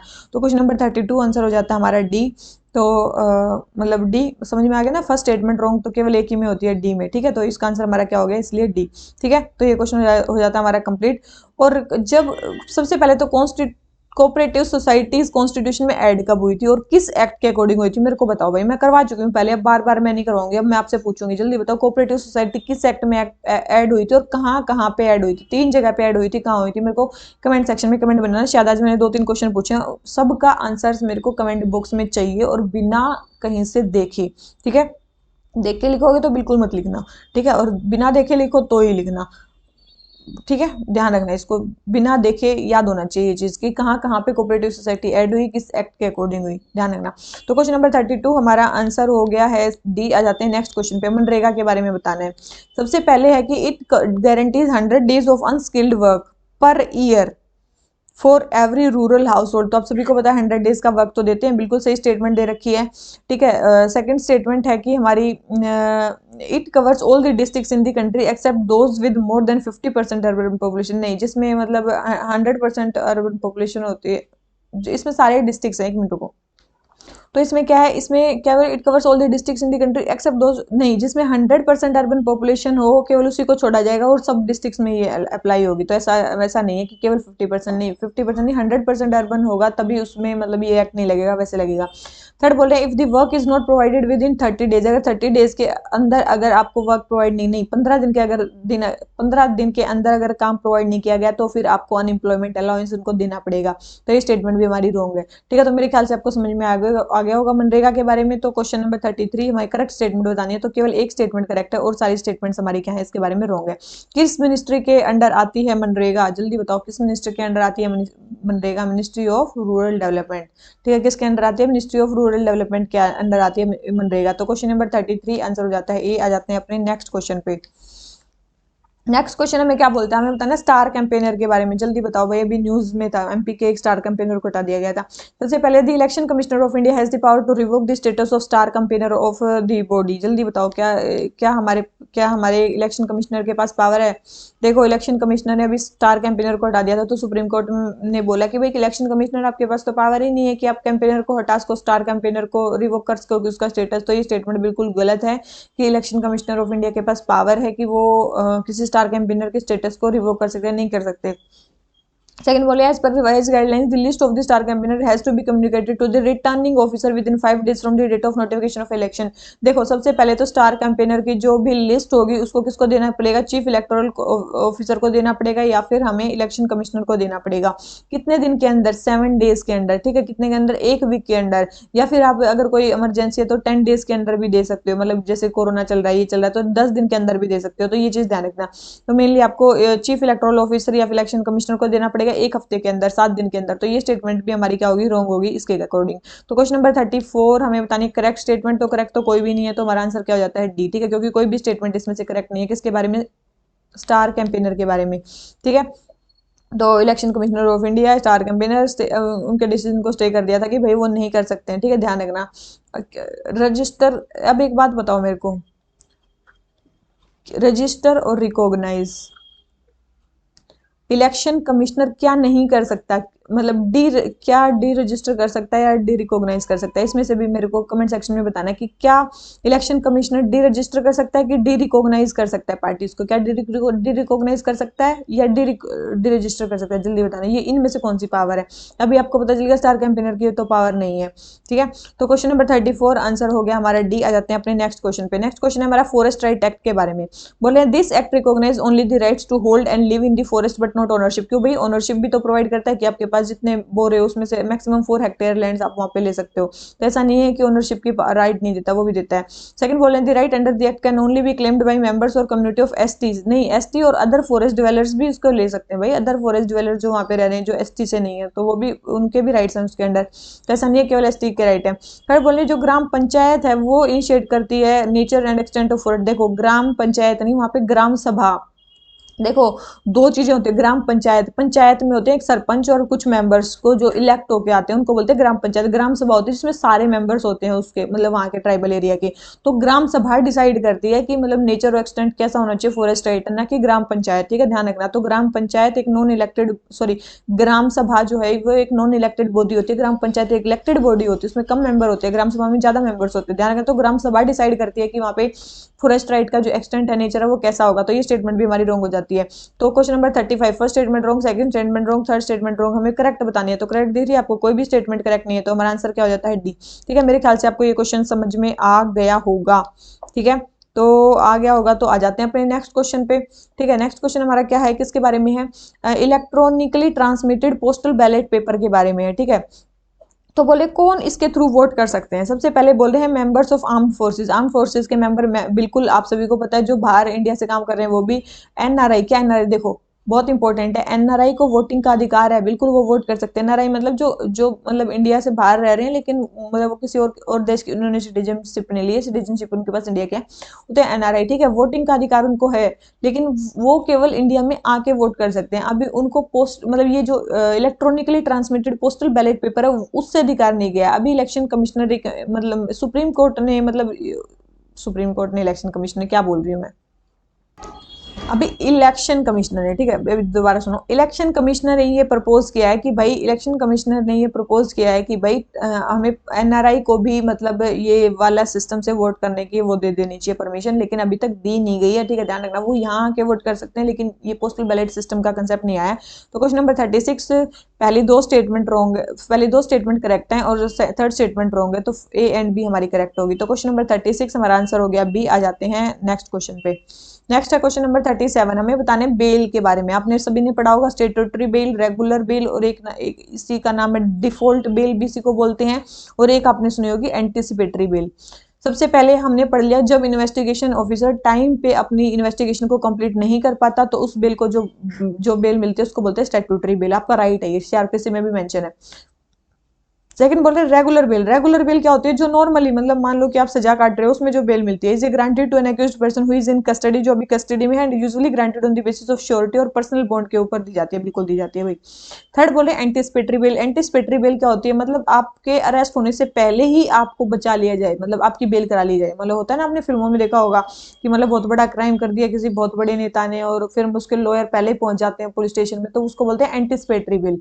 ठीक है, एंटिसिपेटरी बेल क्या होती है, अरेस्ट होने से पहले ही आपको बेल करवा देना ताकि आपका अरेस्ट ही ना हो, तो उसको बोलते हैं एंटिसिपेटरी बेल। ठीक है, बहुत इंपॉर्टेंट है। तो ये तीन टाइप की बेल होती है, एंटिसिपेटरी बेल, रेगुलर बेल और स्टैट्यूटरी बेल और डिफॉल्ट बेल। ठीक है, तो क्वेश्चन नंबर 37 दोनों स्टेटमेंट सही है, तो हमारा आंसर क्या हो जाता है, सी। आ जाते हैं नेक्स्ट क्वेश्चन पे, क्योंकि पूछा था करेक्ट स्टेटमेंट, और करेक्ट भी दोनों ही है, तो आंसर क्या हो गया, सी। आ जाते हैं नेक्स्ट क्वेश्चन पे।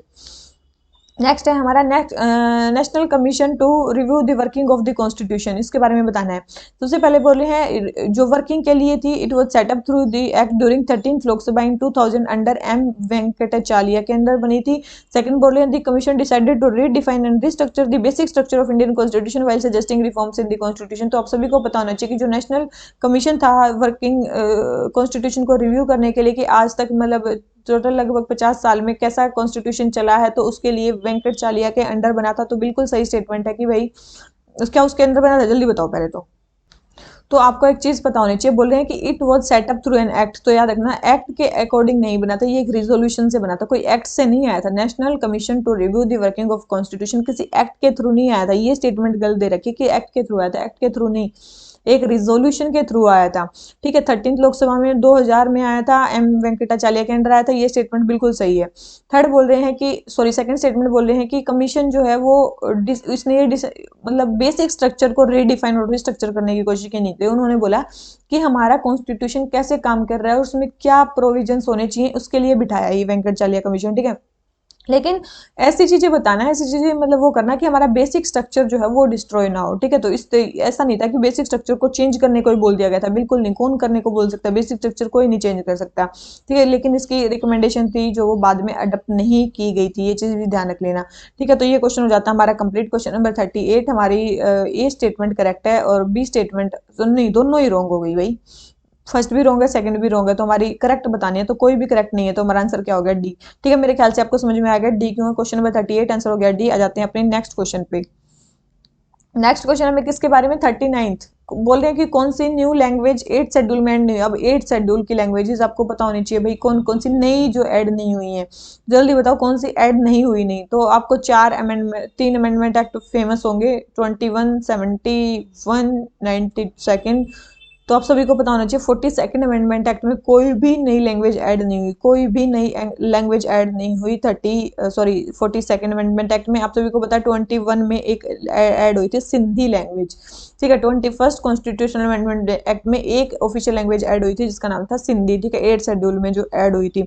उसके बाद आ गया हमारा कौन सा, हमारा आ गया 71st कॉन्स्टिट्यूशनल अमेंडमेंट एक्ट, उसमें 3 लैंग्वेज ऐड हुई थी, कोंकणी, मणिपुरी, नेपाली। कौन सी कोंकणी, मणिपुरी, नेपाली, ये 3 लैंग्वेज ऐड हुई थी। फिर आया 92nd कॉन्स्टिट्यूशनल अमेंडमेंट एक्ट, उसमें आई थी बोडो, डोगरी, मैथिली और संथाली, ठीक है। तो ये BDMS, ठीक है। तो ये लैंग्वेज ऐड हुई थी 8 शेड्यूल में बाद में, जो और पहले थी वो तो पहले ही रहेगी, ठीक है। तो सिंधी, केमन और BDMS मतलब बोडो, डोंगरी, मैथिली, संथाली, ये सारी लैंग्वेज ऐड हुई थी 92nd में। तो 71st में कौन सी ऐड हुई, 92nd में कौन सी हुई, 21st में कौन सी हुई, ठीक है।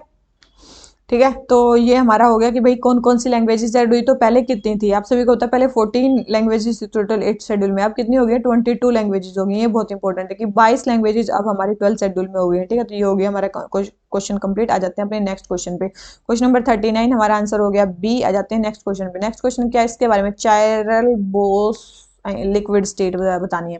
सबसे पहले हम बोल रहे हैं कि न्यू फेज है जो फिजिसिस्ट ने डिस्कवर किया है, जिसमें इलेक्ट्रॉन जो है वो सिंक्रोनाइज कर सकते हैं अपने मूवमेंट को। बिल्कुल इस स्टेट में जो इलेक्ट्रॉन्स है वो प्रेडिक्टेबल पैटर्न में फ्रोजन भी किए जा सकते हैं। बिल्कुल दोनों स्टेटमेंट करेक्ट है, तो हमारा आंसर क्या हो गया, सी, ठीक है। किसके बारे में, चायरल बोस लिक्विड स्टेट के बारे में, ठीक है।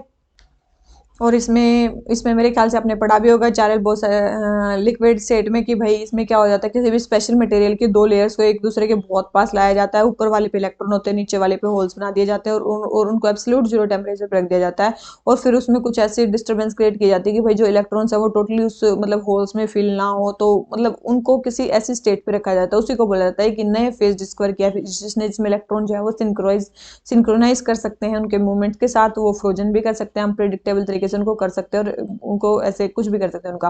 तो क्वेश्चन नंबर 40 आंसर हो जाता है सी। इसका एप्लीकेशन देख लेना, बहुत सारी जगह होते हैं। तो क्वेश्चन नंबर 40 आंसर हो जाता है सी। आ जाते हैं अपने नेक्स्ट क्वेश्चन पे। नेक्स्ट क्वेश्चन है सोशल ऑडिट के बारे में, तो मतलब मेंस का ही है। Social audit is the examination and assessment of programme scheme conducted with the active involvement of people and comparing official records with actual ground reality. बिल्कुल सही स्टेटमेंट है। सेकंड बोल रहे हैं MNREGA was the first law to mandate social audit statutory requirement. ये भी statement सही है कि भाई मनरेगा का सबसे पहले सोशल ऑडिट हुआ था, ठीक है।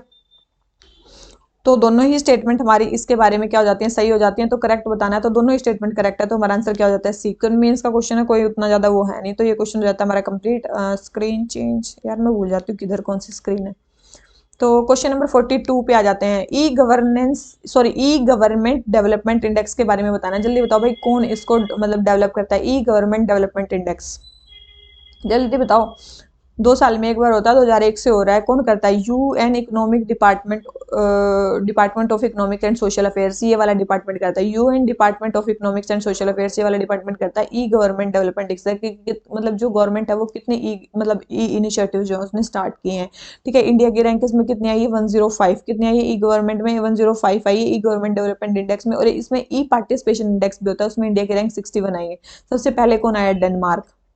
कौन सी आई कंट्री सबसे पहले आई है, डेनमार्क, ठीक है। डेनमार्क कहाँ पे है, कौन सा सी लगता है डेनमार्क में, जल्दी बताओ मेरे को कौन सा सी लगता है, मतलब इस मतलब डेनमार्क है, मान लो कि ये डेनमार्क है, यहाँ पे कौन सा सी है, ठीक है। जल्दी बताना मेरे को कौन सा सी है वहां पे डेनमार्क में। तो क्वेश्चन नंबर 42 आंसर हो गया बी। आ जाते हैं अपने नेक्स्ट क्वेश्चन पे।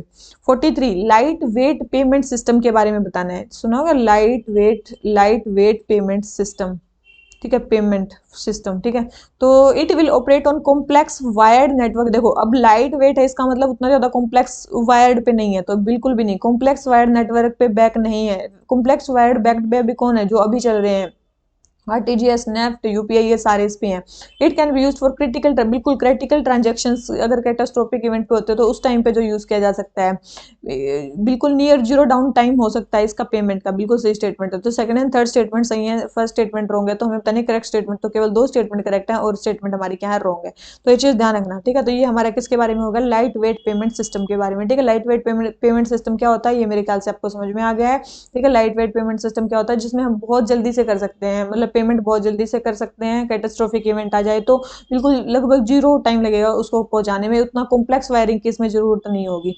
ठीक है, तो ये क्वेश्चन नंबर 43 हमारा आंसर हो जाता है बी। आ जाते हैं नेक्स्ट क्वेश्चन पे। हमें बताना है कि recently thousands of dead fish washed upon multiple beaches in south east Texas due to phenomena called fish kill. अभी टेक्सास में क्या हुआ, फिश किल हुआ, तो वो क्या क्या रीजन हो सकते हैं फिश किल के? Low level of dissolve oxygen बिल्कुल हो सकता है, काम सी बिल्कुल हो सकता है, क्लाउडी वेदर बिल्कुल हो सकता है। तो ये सारे ही रीजन हो सकते हैं किसके कारण, जिसके कारण जो है वहां पे फिश किल हो गया। तो तीनों ही स्टेटमेंट हमारी करेक्ट है, तो आंसर हमारा क्या हो गया, डी। ठीक है, तो आंसर हमारा क्या हो गया, डी। क्वेश्चन नंबर 44 आंसर हो जाता है डी। आ जाते हैं अपने नेक्स्ट क्वेश्चन पे। नेक्स्ट क्वेश्चन हमारा क्या है, टोबैको कल्टीवेशन के बारे में। सबसे पहले है it can be grown both in tropical and temperate region. बोल रहे हैं कि ये ट्रॉपिकल और टेम्परेट दोनों रीजन में ग्रो कर सकता है, तो बिल्कुल ट्रॉपिकल में तो कर ही सकता है, साथ में टेम्परेट में भी कर सकता है। वाटर लॉगिंग से सेंसिटिव होता है, बिल्कुल ज्यादा वाटर लॉगिंग में खराब हो जाएंगे पेड़। क्यूरिंग इज द प्रोसेस जिसमें हम स्पेसिफिक टोबैको टाइप को अचीव करते हैं, बिल्कुल सही स्टेटमेंट है, तीनों स्टेटमेंट करेक्ट है। तो हमारा आंसर तो इसके बारे में क्या हो जाता है, सी। बिल्कुल ठीक है, 45 आंसर क्या हो गया, सी। वर्ल्ड में सबसे ज्यादा चाइना, सॉरी, सबसे ज्यादा टोबैको का प्रोडक्शन कौन करता है, चाइना। ठीक है, उसके बाद कौन करता है, इंडिया। बहुत इंपॉर्टेंट है। इंडिया में सबसे मतलब ज्यादा कौन करता है, गुजरात। बहुत है, इंडिया में सबसे ज्यादा कौन करता है, गुजरात। उसके बाद कर्नाटका हो गए, फिर यूपी, बिहार, ये सब करते हैं। ठीक है, ध्यान रखना कि टोबैको का प्रोडक्शन कौन कौन से स्टेट करते हैं। इंडिया में कौन करता है और सबसे ज्यादा वर्ल्ड में कौन करता है, क्या इंडिया करता है, नहीं, चाइना सबसे ज्यादा इसका मतलब जो है वो प्रोडक्शन करता है। इसको टेम्परेचर लगभग कितना चाहिए प्लांट को, टोबैको को 20 से लगभग 27 डिग्री सेल्सियस के आसपास इसको टेम्परेचर चाहिए। ठीक है, ओरिजिन कहाँ से हुआ था, साउथ अमेरिका से, मतलब लगभग साउथ अमेरिका से मतलब इसका वो हुआ था। कौन लेके आए थे इंडिया में टोबैको को, पोर्टुगीज। आप सभी को पता होगा, पोर्टुगीज लेके आए थे। ठीक है, निकोटीन टोबैकम नाम सुना होगा, एक रस्टी का नाम सुना होगा। टोबैकम तो लगभग जो सबसे कॉमन है, टोबैकम, और रस्टी का कहीं कहीं मतलब ग्रो किया जाता है। तो क्वेश्चन नंबर 45 हमारा आंसर हो जाता है सी। आ जाते हैं अपने नेक्स्ट क्वेश्चन पे। नेक्स्ट क्वेश्चन हमें कैग के बारे में। भाई कैग हम कर चुके हैं पहले, आर्टिकल 148 के अकॉर्डिंग ये अपॉइंट होते हैं। He is represented by parliament में इनको कोई रिप्रेजेंट नहीं कर सकता, केवल ये खुद ही अपने आप को रिप्रेजेंट कर सकते हैं। याद रखना, कोई भी मिनिस्टर इनको रिप्रेजेंट नहीं कर सकता है।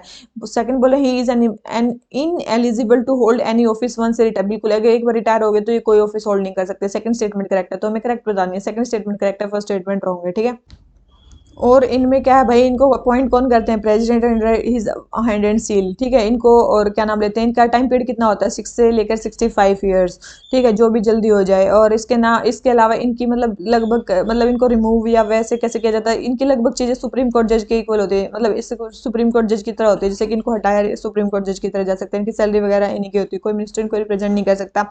ये डिपार्टमेंट कब क्रिएट हुआ है, डिपार्टमेंट 1753 में क्रिएट हुआ है। दूसरी चीज, इनको बुलवाक बोला जाता है, डेमोक्रेसी का बुलवाक इनको बोला जाता है। ठीक है, और भी बहुत सारी बॉडीज इनको बोला जाता है, जैसे कि सुप्रीम कोर्ट हो गया, इलेक्शन कमीशन हो गया, यूपीएससी हो गया, और एक ये हो गया कैग, इनको बोला जाता है क्या, बुलवाक ऑफ डेमोक्रेसी। ठीक है, तो ये हो गया क्वेश्चन नंबर 46, आंसर हो जाता है बी। आ जाते हैं अपने नेक्स्ट क्वेश्चन पे। नेक्स्ट है हमारा नोटा के बारे में। बोल रहे हैं कि लोकसभा में जो नोटा था वो फर्स्ट टाइम 2014 में आया था, बिल्कुल आया था। सेकंड बोल रहे हैं लोकसभा में 2019 में वीवीपैट फर्स्ट टाइम यूज होता है, बिल्कुल वीवीपैट फर्स्ट टाइम 2019 में यूज हुआ था। थर्ड बोल रहे हैं ईवीएम जो थी केरला में सबसे पहले 1982 में यूज होती है, बिल्कुल तीनों ही स्टेटमेंट हमें बिल्कुल सही दे रखे हैं। तो याद रख लेना कौन कौन सी स्टेटमेंट सही है, कौन सी गलत है। तो हमारा आंसर क्या हो जाता है, डी। ठीक है, तो क्वेश्चन नंबर 47 आंसर डी बिल्कुल सही स्टेटमेंट है। लोकसभा के मतलब नोटा ऑप्शन के बारे में, नोटा के बारे में, वीवीपैट के बारे में और ईवीएम मशीन के बारे में। ठीक है, ईवीएम, वीवीपैट, नोटा। ठीक है, ध्यान रखना। तो क्वेश्चन नंबर 47 हमारा आंसर हो जाता है डी। आ जाते हैं अपने नेक्स्ट क्वेश्चन पे। और नेक्स्ट क्वेश्चन पे आने से पहले इसके बारे में देख लेते हैं। देखो ये टोबैको है ना, हाँ देखो टोबैको जो है ना, टोबैको एक बोर्ड आपने नाम सुने होंगे बहुत सारे, कॉफी बोर्ड, टी बोर्ड। ठीक है, तो ये ऐसे टोबैको बोर्ड भी है, बहुत फेमस है। ठीक है, टोबैको बोर्ड आप बताओ कहाँ पे हो सकता है, मतलब इंडिया में टोबैको बोर्ड कहाँ पे हो सकता है। याद रखना, गुंटूर आंध्र प्रदेश में है। ठीक है, गुंटूर आंध्र प्रदेश में है। और ये जितने भी बोर्ड हैं ये किसके अंडर आते हैं, ministry of commerce and industries के अंडर आते हैं। बहुत इंपॉर्टेंट है, ये बोर्ड्स किसके अंडर आते हैं, ministry of commerce and industry के अंडर आते हैं। ये गुंटूर कहाँ पे, आंध्र प्रदेश में, बहुत इंपॉर्टेंट है। स्टैट्यूटरी बॉडी है, याद रखना टोबैको बोर्ड क्या है, एक स्टैट्यूटरी बॉडी है। स्टैट्यूटरी बॉडी है, किस कोई एक्ट आया था, बिल्कुल टोबैको बोर्ड एक्ट आया, सो टोबैको बोर्ड एक्ट आया था, कब आया था, 1975 में। कब आया था, 1975 में टोबैको बोर्ड एक्ट आया था, इसलिए स्टैट्यूटरी बॉडी है। हेडक्वार्टर कहाँ पे, गुंटूर आंध्र प्रदेश में। किस मिनिस्ट्री के अंदर आता है, ministry of commerce and industries के अंदर आता है। एक और चीज इसमें इंपॉर्टेंट ध्यान रखने लायक है, डब्ल्यूएचओ का भी एक फ्रेमवर्क है। याद रखना किसका, डब्ल्यूएचओ का भी एक फ्रेमवर्क है, कन्वेंशन तंबाकू कंट्रोल पे। डब्ल्यूएचओ का भी फ्रेमवर्क कन्वेंशन मतलब फ्रेमवर्क कन्वेंशन है किस पे, टबाको कंट्रोल पे, ठीक है ध्यान रखना। फ्रेमवर्क कन्वेंशन ऑन टबाको WHO का है, तो ये फ्रेमवर्क कन्वेंशन ऑन टबाको कंट्रोल किसका है, WHO का है। फर्स्ट पब्लिक हेल्थ ट्रीटी थी टबाको पे जो मतलब WHO ने साइन मतलब की थी, ठीक है। इंडिया के इस मतलब कन्वेंशन का पार्ट है, बिल्कुल याद रखना, इसका इंडिया भी पार्ट है, ध्यान रखना, ठीक है। तो क्वेश्चन नंबर 45 ये कुछ और चीजें थी, ध्यान रख लेना इनको और बहुत रट लेना, ठीक है, रटने की चीजें हैं ये। तो ये क्वेश्चन हो जाता है हमारा कंप्लीट। आ जाते हैं नेक्स्ट क्वेश्चन पे, और नेक्स्ट क्वेश्चन के लिए I think I need to change the screen, मैंने पहले भी की होगी, पता नहीं यार, मेरे को नहीं याद है। East and Horn of Africa and Great Lakes region के बारे में बताना है, हॉर्न ऑफ अफ्रीका के बारे में बोल रहे हैं कि कोंगो, ब्रूंडी, रवांडा, केन्या, इनके बारे में बताना है। सबसे पहले बोल रहे हैं कि east and Horn of Africa, horn of Africa में कौन आता है, और जो ग्रेट लेक्स रीजन है उसमें कौन कौन आता है। आप सभी को पता है ये जो है ये होता है, यहाँ पे होता है सोमालिया, यहाँ पे इथोपिया, यहाँ पे है जिबूटी, यहाँ पे है एरिट्रिया। तो ये 4 कंट्री तो मेनली आती हैं किसमें, हमारी हॉर्न ऑफ अफ्रीका में। तो आप सभी को पता है भाई हॉर्न ऑफ अफ्रीका में तो ये आती हैं। तो इनमें से कौन सी कंट्री आ रही है, कोई है इसमें से, इनमें से तो कोई भी नहीं है, ठीक है। फिर आ जाती है हमारी कौन सी, ग्रेट लेक्स रीजन वाला रीजन, ठीक है। वो आपको भाई मैप देख के पता चलेगा कि भाई कौन सा रीजन है, कौन सा रीजन नहीं है। उसमें से क्या नहीं आता है, आपका केन्या नहीं आता है, ठीक है, ध्यान रखना, उसमें केन्या नहीं आता। तो हमारा आंसर क्या जाता है, डेमोक्रेटिक रिपब्लिक कोंगो आता, ब्रुंडी आता, रवांडा आता है, ठीक है। अब आप मैप देखोगे, ठीक है।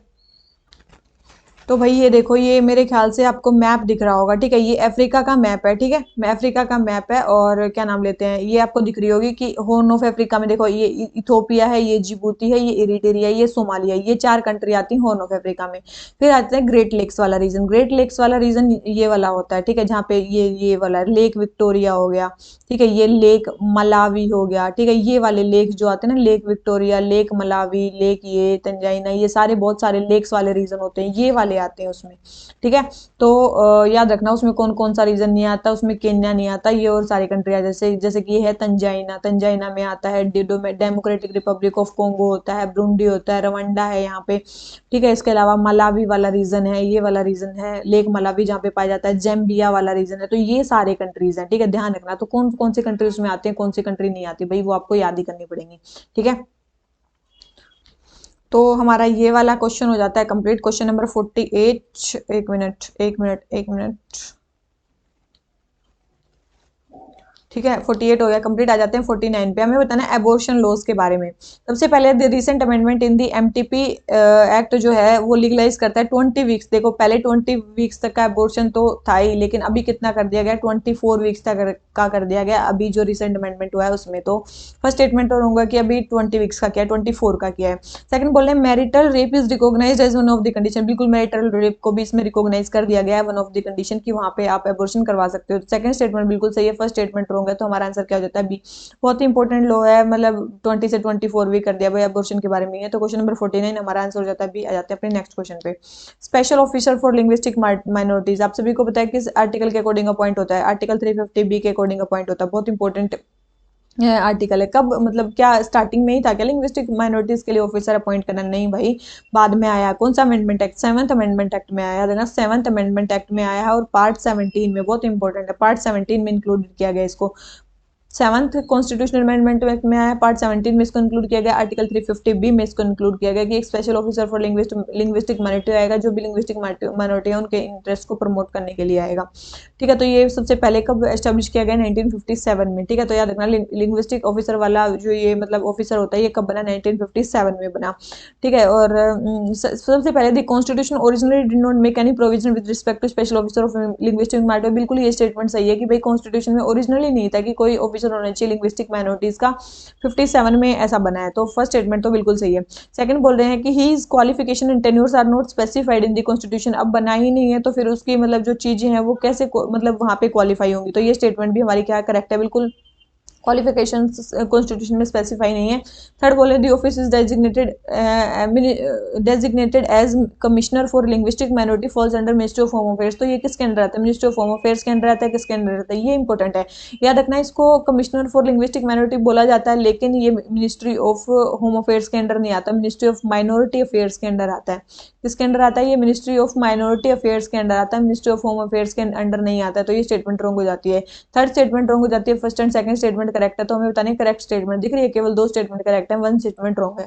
ठीक है, तो ये है special officer for linguistic minorities, important officer है, आर्टिकल 350 बी के अकॉर्डिंग वो होता है। किसने इसको रिकमेंड किया था कि इसको एस्टेब्लिश करना चाहिए? स्टेट रीऑर्गेनाइजेशन कमीशन ने इसको एस्टेब्लिश किया था। हेडक्वार्टर इसके कहाँ पे है? दिल्ली में है। अपॉइंट कौन करता है इसको? प्रेसिडेंट अपॉइंट करते हैं, सभी को पता होगा भाई ये तो।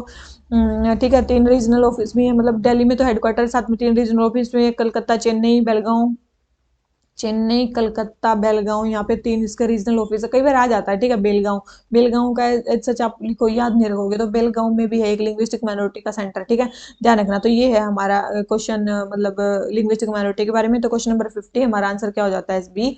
तो ये हमारे टोटल आज के जो 50 क्वेश्चन हैं हमारे, इसके ये हो जाते हैं कंप्लीट। आपको वीडियो अच्छी लगी हो लाइक कर लेना, चैनल को सब्सक्राइब कर लेना, अपने फ्रेंड्स में शेयर भी कर देना। ठीक है, और सारी सीरीज ऐसे ही देखना जल्दी जल्दी से। ठीक है, तो हम इसी तरीके से जो भी सारे टेस्ट हैं वो कंप्लीट करवा देंगे। तो इसी नोट पे आज का लेक्चर खत्म करते हैं। Thank you very much, bye bye guys. And also thank you very much, जो हमारे 8000 सब्सक्राइबर्स हैं वो कंप्लीट हो गए। Thank you very much.